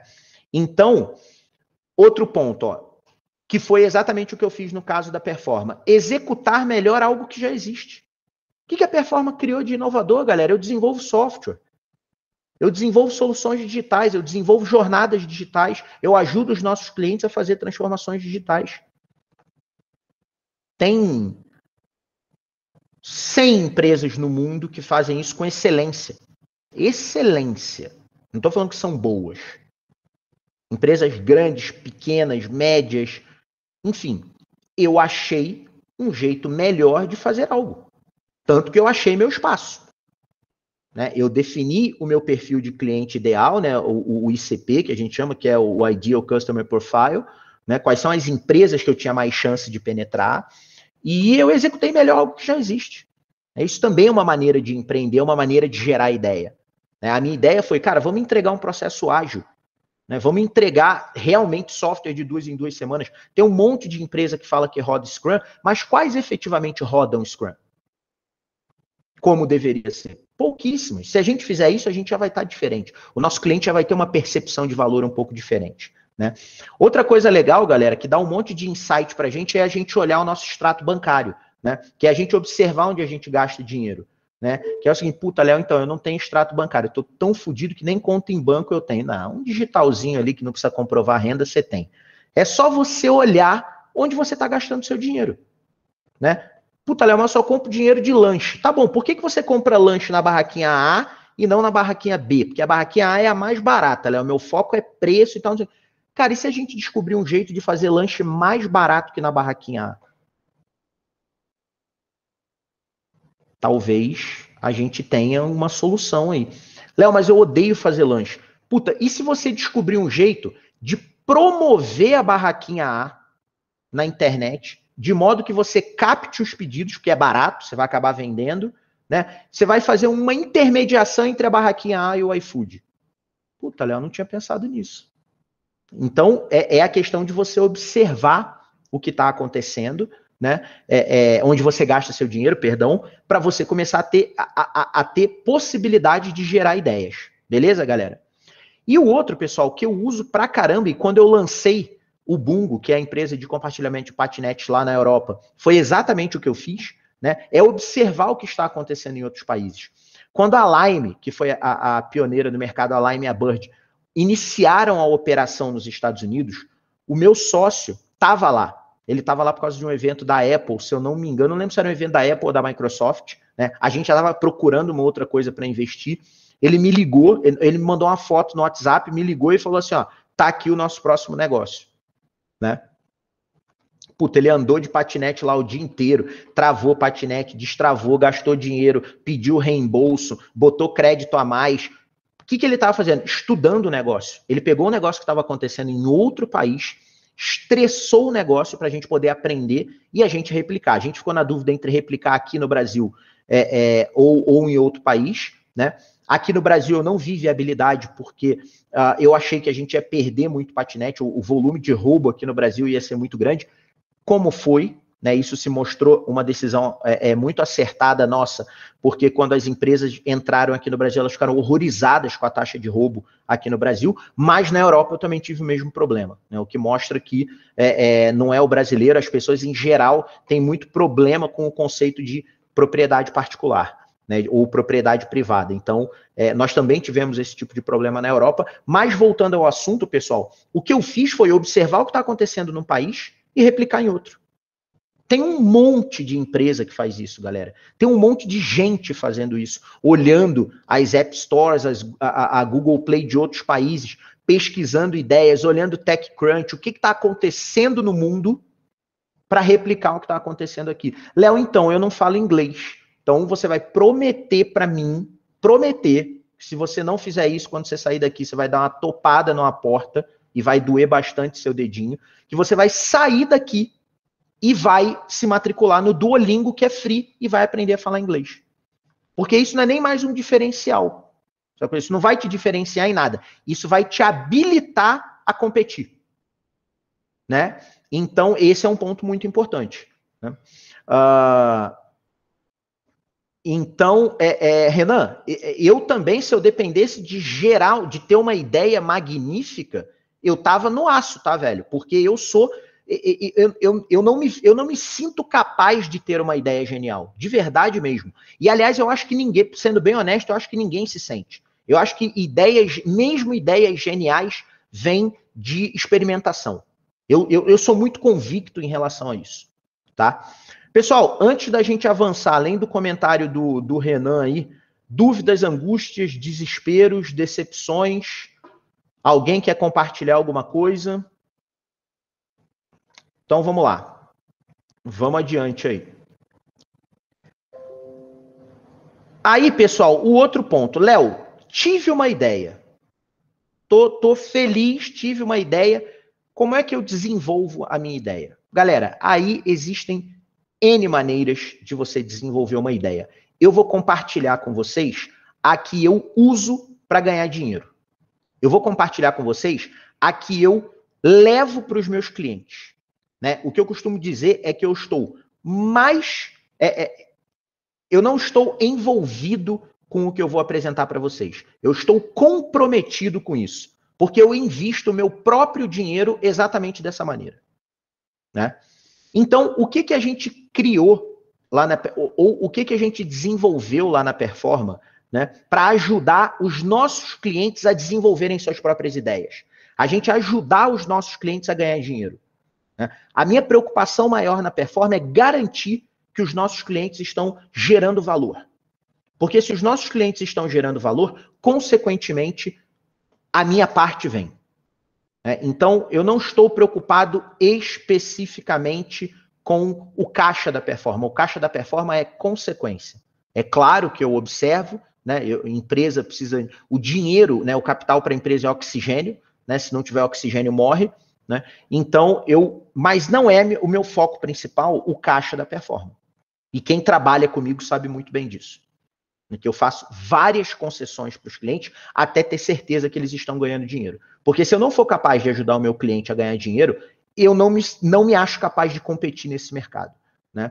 Então, é isso aí, professor. O porco está comprometido porque tem uma fatia dele lá dentro do ovos com bacon. Né? A galinha botou o ovo lá e tá junto. Né? Que a Letícia... Meu grupo pensando que a gente poderia desenvolver nessa matéria antes da...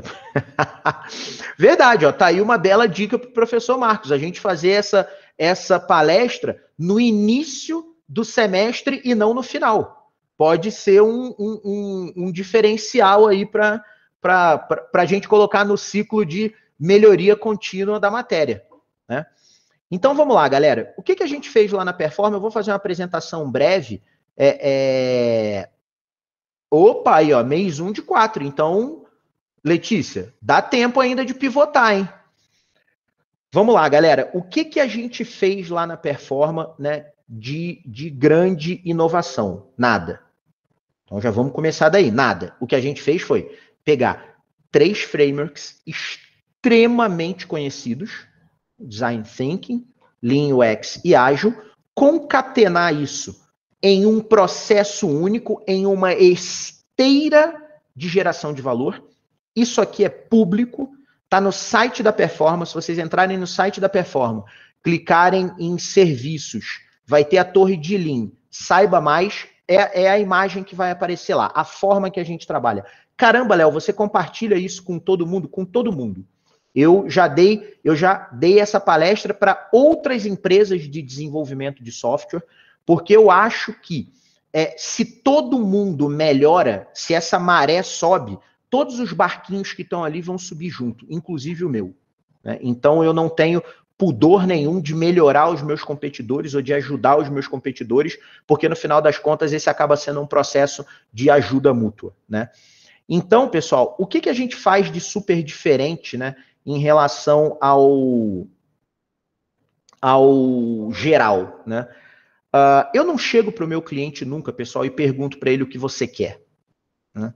O que você quer eu acho até meio covarde, né? Porque do tipo assim, e covarde comigo mesmo, né? Nem com o cliente, porque é o seguinte, eu estou me subestimando. Né? Se eu chego para o cara e pergunto para ele o que você quer, né? Ou aquela máxima de TI que a gente usa muito, o usuário não sabe o que quer. Cara, se o cara sabe tudo o que ele quer e você está se propondo a ser só braço, você já se colocou numa posição de inferioridade, né? Ou seja, do tipo assim, ó, não me convida para pensar com você. Eu não quero pensar com você. Eu quero executar o que você mandar. Puta, aí, execução por execução, você é só mais um. Você mesmo se tirou do jogo.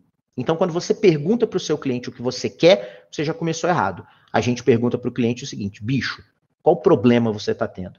De novo, ó, vamos conhecer o problema para a gente se apaixonar pelo problema. Né? E aí a gente começa um processo de ideação, pessoal, que é um processo guiado. O Design Thinking é um processo guiado de criatividade. Qual é a máxima do Design Thinking? Todo mundo pode ser criativo. Né? Criatividade não é algo que o teu chefe tem que determinar para você. Até porque isso não funciona. Eu não consigo imaginar que alguém aqui está esperando, por exemplo, alguém chegar aqui para o Ariel, que foi o primeiro nome que veio aqui, o chefe do Ariel virar e falar assim, Ariel, é o seguinte, ó, a partir de hoje, toda quinta, de 2 às 3, você vai inovar. Não é assim que funciona. A inovação é um processo. Né? Por que a 3M é considerada uma empresa inovadora? Porque o chefe deu uma ordem que de tal hora alguém vai inovar? Não, porque a empresa montou uma esteira de inovação onde todo mundo consegue ser inovador.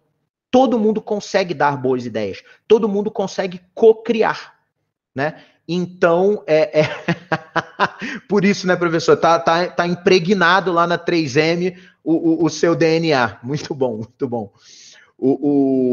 Então, galera, o Design Thinking, ele é uma série de ferramentas, né? O Design Thinking tem uma caixa de ferramentas imensa que ajuda você a percorrer o caminho de desenvolvimento de uma ideia.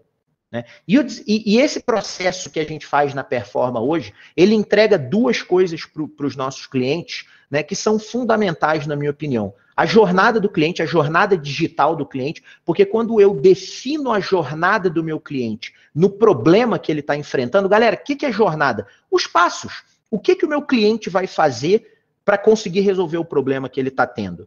Né? Quando eu tenho essa jornada bem definida, ou uma jornada definida, e eu evoluo para o próximo passo de avaliar as soluções e desenhar um Lean Canvas, né? Não sei se vocês vão ver ao longo das aulas alguma coisa sobre o Lean Canvas, mas eu já falo para vocês, galera, por favor, decorem o Lean Canvas. Quem tem ideia de empreender, seja o empreendimento próprio ou empreender dentro da empresa que vocês trabalham, o que é super possível, eu já disse, vocês têm que ter o Lean Canvas de cabeça. O Lean Canvas tem que ser a ferramenta que vocês vão usar para desenvolver ideias. O Lean Canvas te ajuda a pensar em uma série de coisas, né? Qual é o problema que você está enfrentando? Quais são os segmentos de clientes que você vai atender? Qual é a tua principal vantagem competitiva? Qual é a tua estrutura de custo? Qual é a tua estrutura de receita? Qual é a tua vantagem?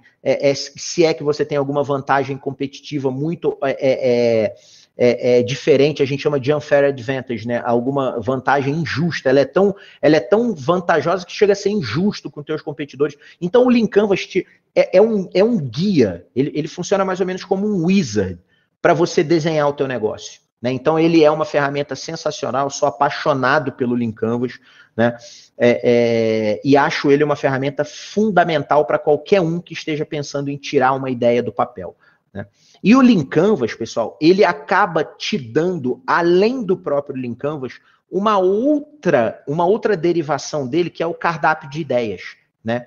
E aí a gente entra com... Vamos entender o cardápio de ideias, pessoal? Vocês, principalmente a galera que é da área de TI, mas todo mundo já ouviu falar em requisitos, né? Requisitos de software ou requisitos de solução. Enfim, vamos entender o cardápio de ideias como uma lista de requisitos, tá? Uma lista de requisitos em que eu vou priorizar esses requisitos. E como eu faço isso, Léo?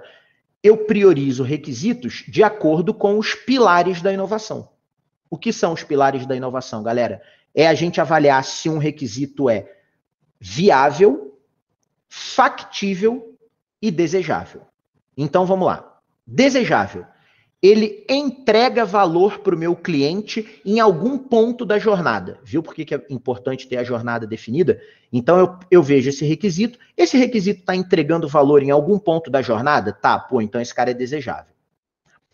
O viável, galera, qual que é? É a viabilidade financeira. Né? Igual eu falei do exemplo da garrafa de uísque. Né? A galera que gosta de tomar um uísque provavelmente também compraria essa garrafa que eu viro, ela enche o copo, quando eu volto a garrafa enche sozinha. Pô, genial. Agora, eu não sei se isso é viável. Né? Eu não sei se financeiramente, e até depois esse exemplo também serve para o factível, né? Eu não sei se financeiramente essa ideia é viável. Né? Por exemplo, eu posso... a gente tem um caso clássico que é a questão de dessalinização de água do mar para consumo. Isso resolveria o nosso problema de escassez de água doce, mas é um processo que ainda não é financeiramente viável. Né? Ele resolve, ele é factível, porque ele pode ser construído, mas ele é desejável, né? Resolve um problema de água doce. Ele é factível, porque a gente tem tecnologia para fazer isso, mas ele ainda não é viável. Né? E o factível, galera, é o que a gente conhece tecnologia para resolver. Então, aquele requisito, ele é passível de ser desenvolvido. Então, pessoal, quando eu classifico um cardápio de ideias que está alinhado com o meu Lean Canvas, que está alinhado com a minha jornada do cliente, salta no meu olho o quê? O meu MVP. Vocês já devem ter ouvido falar dessa sigla do produto mínimo viável, né? O Minimum Viable Product. E qual que é a ideia, galera, da gente fazer tudo isso? Reduzir incerteza. Quando a gente desenvolve uma ideia, né, quando eu boto isso no papel, quando eu avanço até depois do Lean Canvas, do meu cardápio de ideias para uma fase de prototipação, e aí, galera, eu estou falando de prototipar com HTML, com, de novo, maquete, Figma, Sketch, apresentação PowerPoint, papel ofício. A gente já entregou um protótipo para uma grande farmacêutica que era um papel ofício. O cara recebeu um bloquinho com um monte de folha e era assim, clique em tal lugar. O clique em tal lugar estava escrito lá, vá para a página 5. Aí ele ia na página 5. Ou seja, eu montei um negócio navegável para o cara em papel e foi aprovado. O cliente falou, Léo, perfeito, é exatamente isso que a gente quer. Projeto aprovado, vamos à frente. Então, quando você se dá esse trabalho de depois prototipar, levar essa solução para os teus potenciais clientes, que lá no Lean Canvas é a seção 2 do Lean Canvas, né? Quais são os teus potenciais clientes, aprovarem e darem ok, caralho, achei isso aqui. O que você está fazendo, galera? A gente está reduzindo incerteza. Projetos, desenvolvimento de soluções são projetos incertos por natureza. Normalmente uma startup ela nasce com um problema de funding, não tem capital disponível, então eu tenho que ser muito econômico com o que eu estou fazendo, né? E eu vou me cercando de ferramentas que me ajudam a reduzir essas incertezas, para que eu tenha um MVP extremamente enxuto, para que eu consiga demonstrar meu valor. Então, galera, esse é um processo de desenvolvimento de ideias, até que eu chego aqui nessa parte do protótipo aprovado, e daí para frente entra, quando é o caso, nem sempre todos os projetos nossos terminam no desenvolvimento de software, né? Às vezes os projetos terminam em melhorias de processo, em adequações de layout de loja, em adequações de layout de armazém, em um enfileiramento diferente de carga, enfim. Quando termina em um processo de desenvolvimento de software, confesso a vocês que mais de 80% das vezes esse é o caminho, a gente entra numa metodologia ágil e num ciclo de melhoria contínua, Build, Measure e Learn, né? De novo, fazendo uma referência ao Lean Canvas, a seção 8 do Lean Canvas, ela fala das métricas chaves do projeto, né? E quando a gente define um projeto, eu preciso definir quais são as métricas de sucesso desse projeto para que a gente consiga seguir adiante, né? Então, quando eu defino as métricas, eu começo a criar dentro do que eu desenvolvi, maneiras de eu medir o que eu determinei como sendo métrica de sucesso. Eu começo a extrair essas informações, eu aprendo com essas informações e eu vou ajustando a minha ideia, eu vou desenvolvendo a minha ideia, eu vou promovendo a melhoria contínua do meu produto, já com base em medidas de uso reais, feedbacks de usuário, feedbacks de cliente, feedback de investidores, feedback de stakeholders, enfim. Já não é mais achismo, já não é mais um grupo pequeno. É a gente coletando informações. Vocês já devem ter percebido algumas vezes que, por exemplo, o seu Facebook está diferente do Facebook do seu amiguinho. É o Facebook fazendo teste AB. É o Facebook medindo, aprendendo, para saber exatamente o que vai perdurar na aplicação. Então, esse é o ciclo de desenvolvimento de uma ideia. Pessoal, dúvidas, angústias, desesperos, decepções, comentários. Vamos lá. Todo mundo entendeu? Se eu escolher alguém aqui, consegue me explicar o Lean Canvas? Ou esse ciclo? Beleza. Chamada oral, exatamente. Obrigado pelo feedback, Letícia. Vamos lá, galera. Opa, peraí que teve mais um comentário aqui, pessoal. Era o terror mesmo. Puta, chamada oral era brabo. E normalmente o professor fazia isso quando a galera estava meio dispersa na aula. Vamos lá, pessoal. Por último, mas não menos importante, pessoal. Léo, se alguém perguntar para você hoje, com a experiência que você tem de empreendedorismo, o que é empreender? Galera, empreender é resolver problema. É isso. Você passa o dia inteiro resolvendo problemas, né? E alguns problemas que você mesmo cria. Lembra a história do procurar ação? Quando as coisas estão muito calmas, eu falo, cara, não, isso aqui tá calmo demais, vamos criar um tumulto aqui, né? É que ultimamente o mercado em si e o mundo em si não vem promovendo paz pra gente, né? Vide essa loucura que a gente vem vivendo aí desde março de 2020, com a pandemia, algo que ninguém esperava, ninguém estava preparado, né? E quem se deu melhor nessa situação, galera? Quem tomou a frente, né? Quem procurou a ação, quem foi fazer as coisas acontecerem, né? A gente tinha um problema a resolver e o que eu fiz foi encarar esse problema de frente. Eu escrevi uma carta aberta para os nossos clientes e fornecedores sobre as posturas que a Performa iria adotar durante a pandemia. Ninguém sabia ao certo, naquele momento, que estava enfrentando, era muito desencontro de informação, né? O que eu fui fazer, eu comecei a olhar o que estava acontecendo na Ásia e na Europa, né? Porque foi exatamente o que aconteceu, foi uma onda vindo do Oriente para o Ocidente, né, em relação à pandemia do coronavírus, né? Ninguém sabia ao certo como lidar com isso, então a gente vem vivendo nos últimos 2 anos um momento muito, muito agitado, né? Então eu não tenho precisado procurar ação, se bem que eu procurei em alguns momentos, né?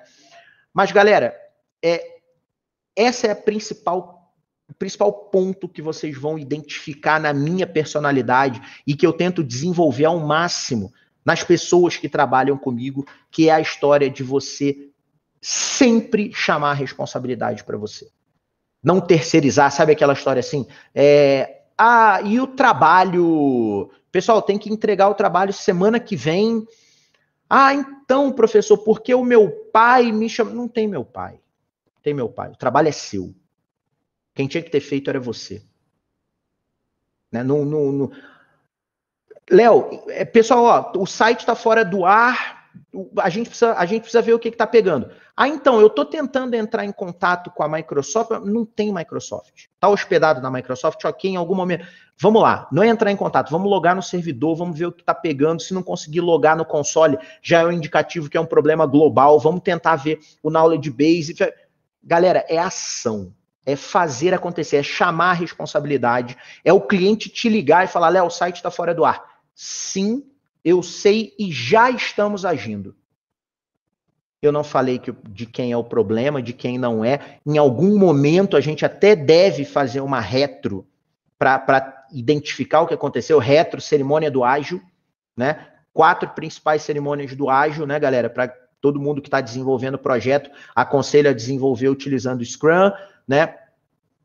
Vamos lá, as principais: planning, daily, demo e retro.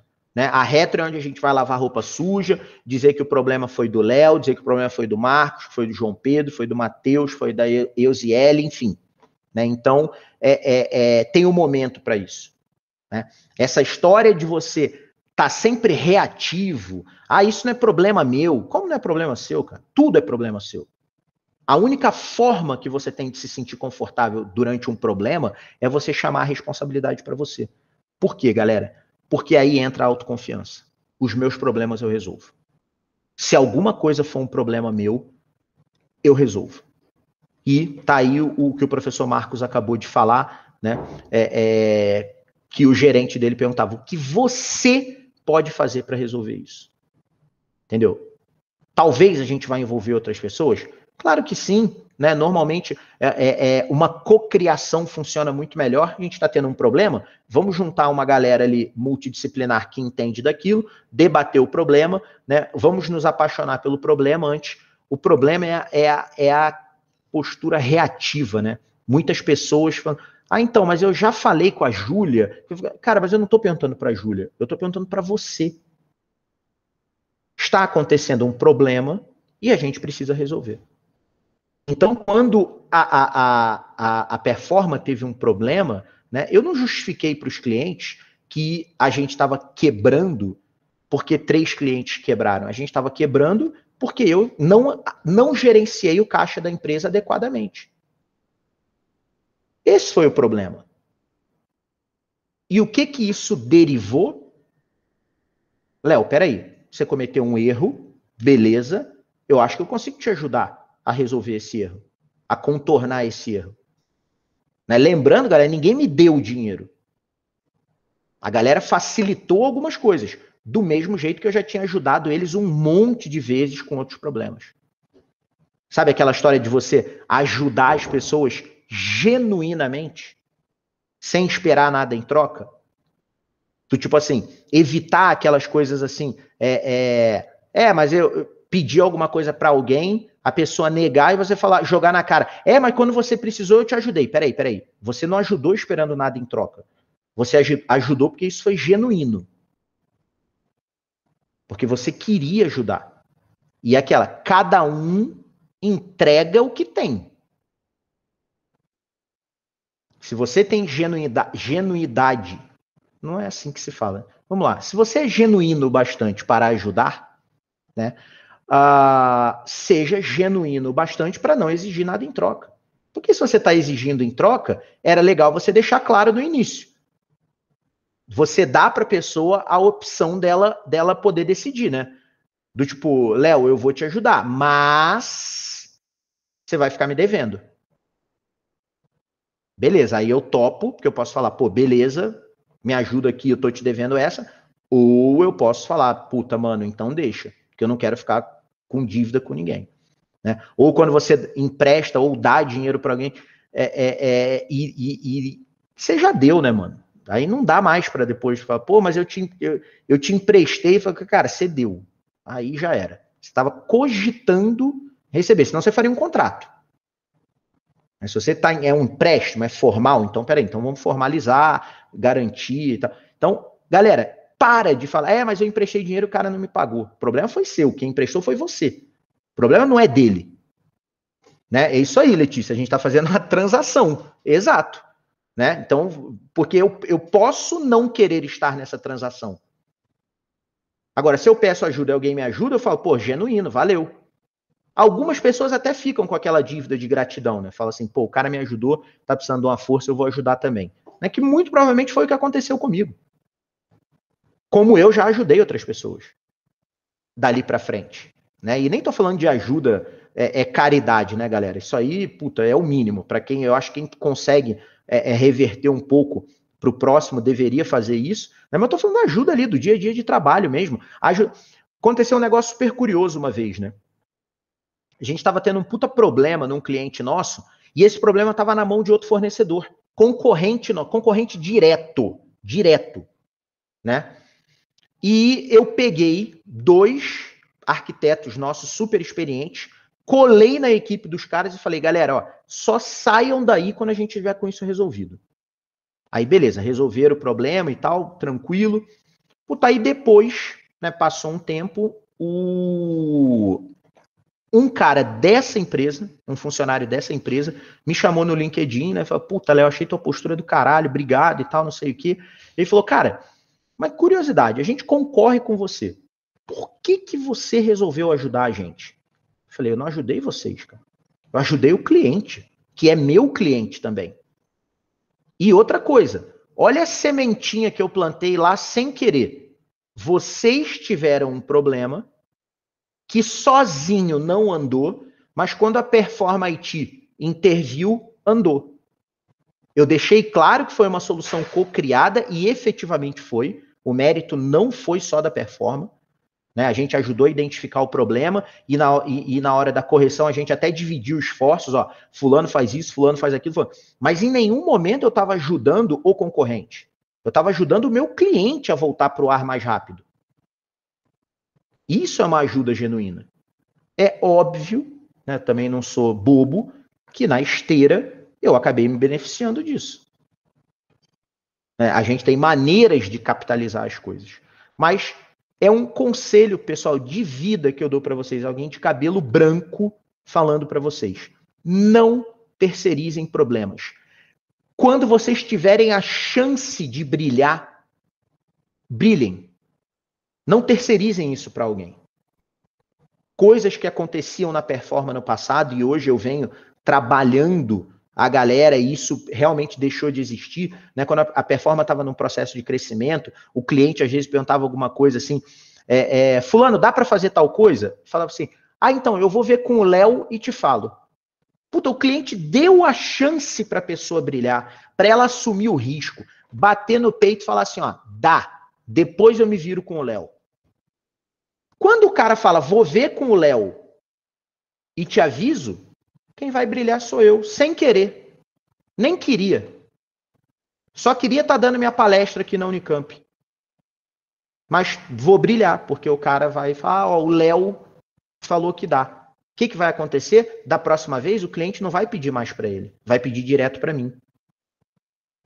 Então tenham isso em mente. Quando vocês tiverem a oportunidade de brilhar, sabe, quando eu vou ver a apresentação de trabalho, né, era uma postura completamente diferente da que eu tinha. Né? Do tipo assim, eu vou apresentar um trabalho na faculdade. Cara, tinha porrada no meu grupo se alguém quisesse apresentar o trabalho e eu não. Eu não aceitava isso de maneira alguma. Eu ficava brigando pelos minutos. Não, então vamos dividir. Mas quem vai falar quantos minutos? Eu não posso perder essa chance de brilhar. Aí eu vou ver a apresentação de trabalho, um monte, galera, ó, tô falando, ó, já vi trabalho na PUC, Facamp, aí na própria Unicamp, Fatec, ETEC, um fala e o grupo inteiro mudo.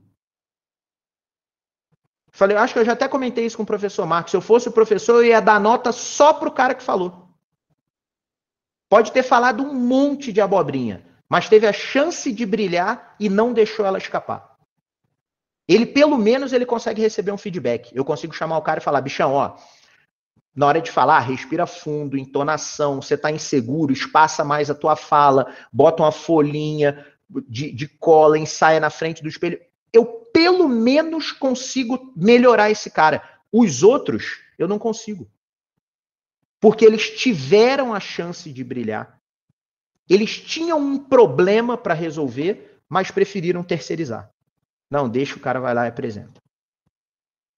Não percam essa chance, galera. Porque vocês vão perder uma vez, 2, 3. Aí, de repente, vocês vão ver que as chances não estão aparecendo mais. Aí você fala, cara, o que está acontecendo? Está acontecendo o que você quis. O que você plantou. Você não quer problemas. Os problemas não aparecem para você. Ponto. Sem problemas, sem riscos, né? Sem riscos não tem erro, sem erro é porque você não está fazendo nada. Viu como as coisas vão se linkando? Né? Pessoal, é isso. Era esse bate-papo que eu queria ter com vocês. Eu vou voltar aqui para quem quiser anotar. De novo, ó, tem meu LinkedIn aí. Eu vou copiar aqui no chat, galera. Acho até que fica mais fácil do que vocês terem que copiar da lousa.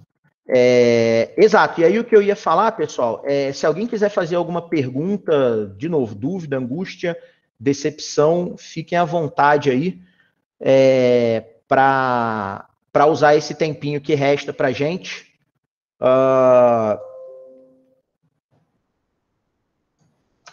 Deixa eu colocar meu e-mail aqui também para vocês.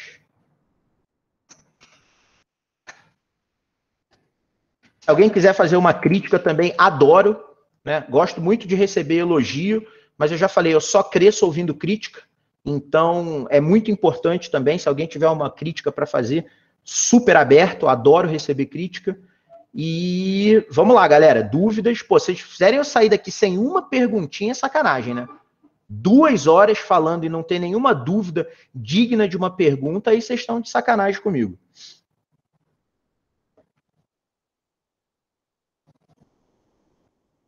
tô sentindo que nesse momento tem alguém digitando, professor. É só o timing ali da digitação mesmo. Posso iniciar aqui, então? Por favor, Léo.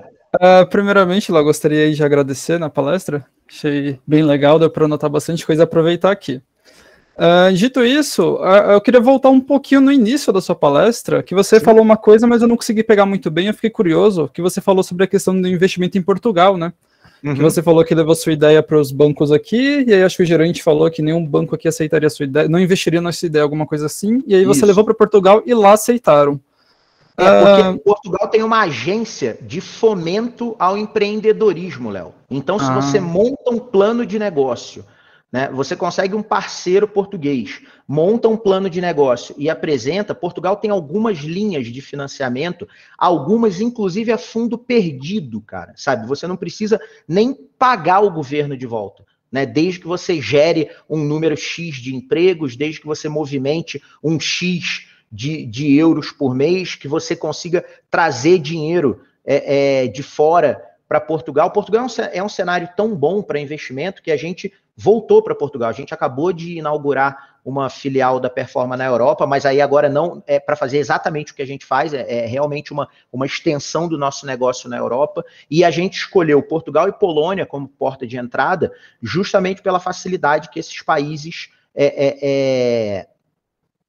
oferecem para quem está interessado em iniciar um negócio e tem um plano de negócio bem estruturado, enfim, que consegue comprovar para o governo, obviamente, que tem um modelo sério para colocar de pé. Perfeito. Obrigado, viu? Que isso, Léo. Obrigado você pela pergunta, cara. Bom, Leonardo perguntou para Leonardo, mais alguma?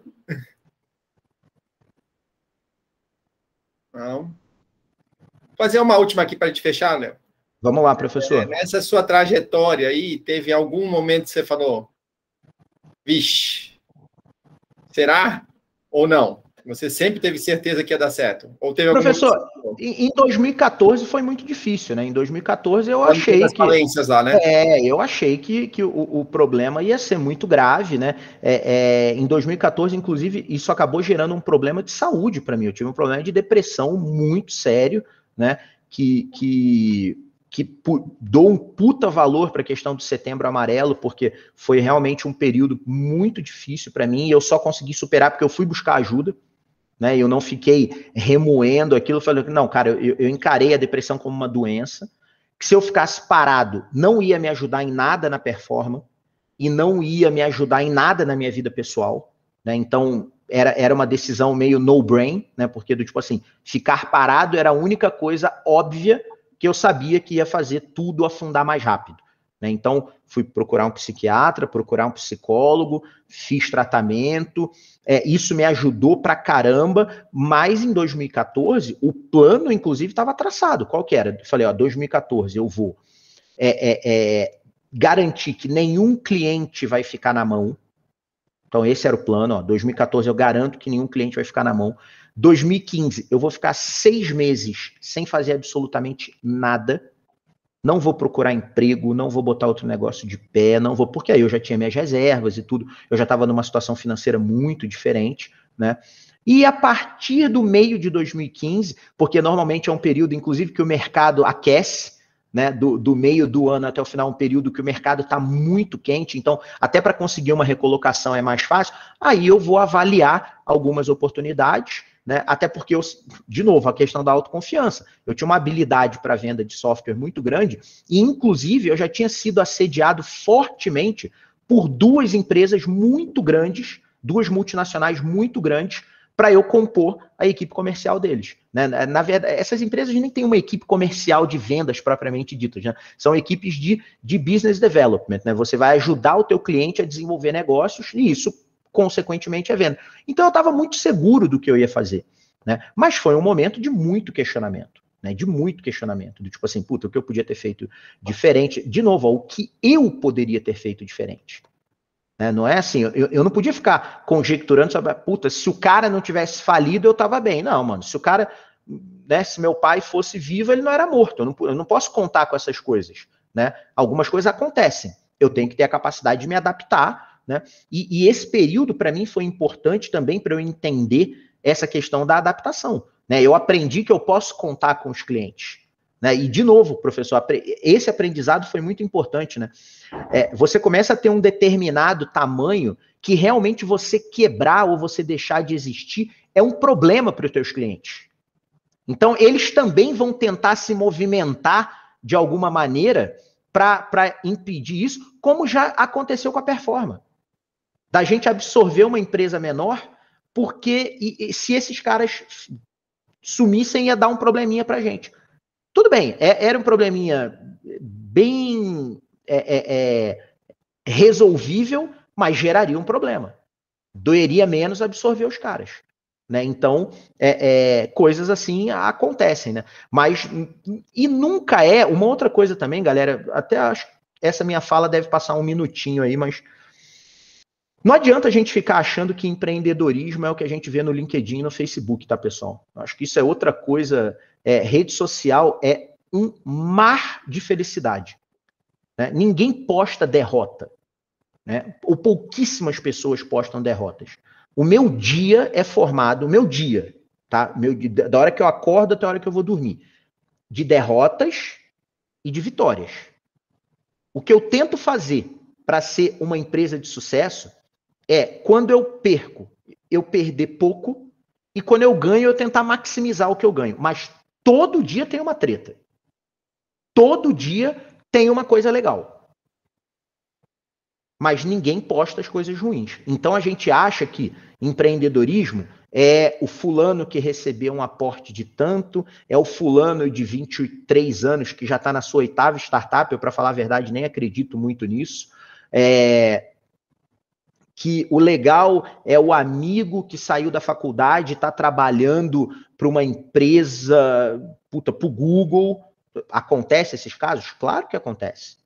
Seu amigo pode ser um prodígio, seu amigo pode ser um cara muito esforçado, né? Seu amigo pode ser a pior combinação do mundo, que é uma pessoa muito esforçada e com um pouco a mais de intelecto. Normalmente são os caras imparáveis, né? Porque o cara é muito dedicado e aí ele vai ter uma carreira meteórica diferente da de todo mundo, né? Mas a vida de vocês não é em nada diferente da minha. Em nada. Né? A gente tem desafios, a gente tem metas a perseguir, a gente tem conquistas pessoais, a gente tem conquistas profissionais, enfim. O que a gente vê no Facebook, o que a gente vê no LinkedIn é bullshit. É coach quântico. Né? Aí eu faço... faço minhas as palavras de um colaborador nosso que fala assim, para mim, rede social de verdade é o Tinder, porque para cada vitória são mais 100 derrotas. Né? Então, até conseguir um match é um desespero do cara. Eu falei, cara, que eu nunca tinha pensado por esse lado, mas faz sentido. Né? Então, se vocês querem se basear em algo, eu acho que melhor a gente se basear no Tinder do que no LinkedIn ou no Facebook, porque ali é um lugar de vitória. Ali é o lugar do cara tentar gerar tração para o negócio dele, de mostrar o que ele fez certo. E muitas vezes, hein, galera, já vi gente mostrando coisa lá que nem deu certo, mas o cara posta de um jeito que deu certo. Então, lembrem disso, né? A vida é sempre derrotas e vitórias. Né? O que a gente tem que fazer é aprender muito com as nossas derrotas, muito, e comemorar muito as nossas vitórias. Né? Comemorar é muito importante. Comemorar é você começar a criar aquele sentimento de que vencer é bom. Né? E aí você vai querer, isso vira uma droga, literalmente. Né? Você vai querer vencer só por causa daquele momento de comemoração. Lembra do que eu falei para vocês? Fui pro bar, enchi a cara, perdi a linha, do tipo assim, poderia ter bebido um pouco menos? Claro que sim, mas não me arrependo. Porque foi uma boa comemoração e marcou durante muito tempo a história da Performa. Né? A gente fechava um negócio, a gente ia pro bar. Fechava um negócio, a gente ia pro bar. Bebendo menos, claro. Né? Mas criamos uma rotina de comemoração de vitórias. Né? Que isso foi muito importante para formar o que é a Performa hoje. Beleza? Pessoal, sendo assim, me despeço aqui de vocês mais uma vez, professor. Quero agradecer imensamente a oportunidade. Isso aqui, para mim, é um momento feliz, tá, pessoal? Eu defino felicidade como aqueles momentos que a gente não quer que acabe nunca. E quando eu estou dando uma palestra, quando eu estou conversando com vocês que estão saindo da faculdade, quando eu penso que eu posso influenciar um pouquinho só, né, vocês a tomarem uma decisão profissional, isso para mim é um momento de felicidade que eu gostaria que não acabasse nunca, né? Mas, infelizmente, a gente tinha até às 4.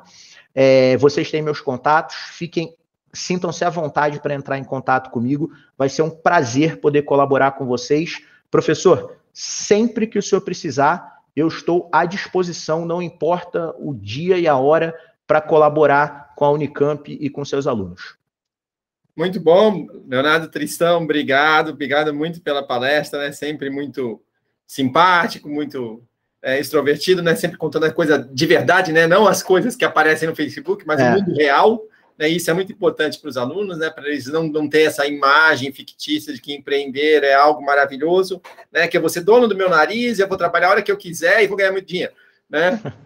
Então, né? O mundo real é esse, tá? Muito obrigado mesmo.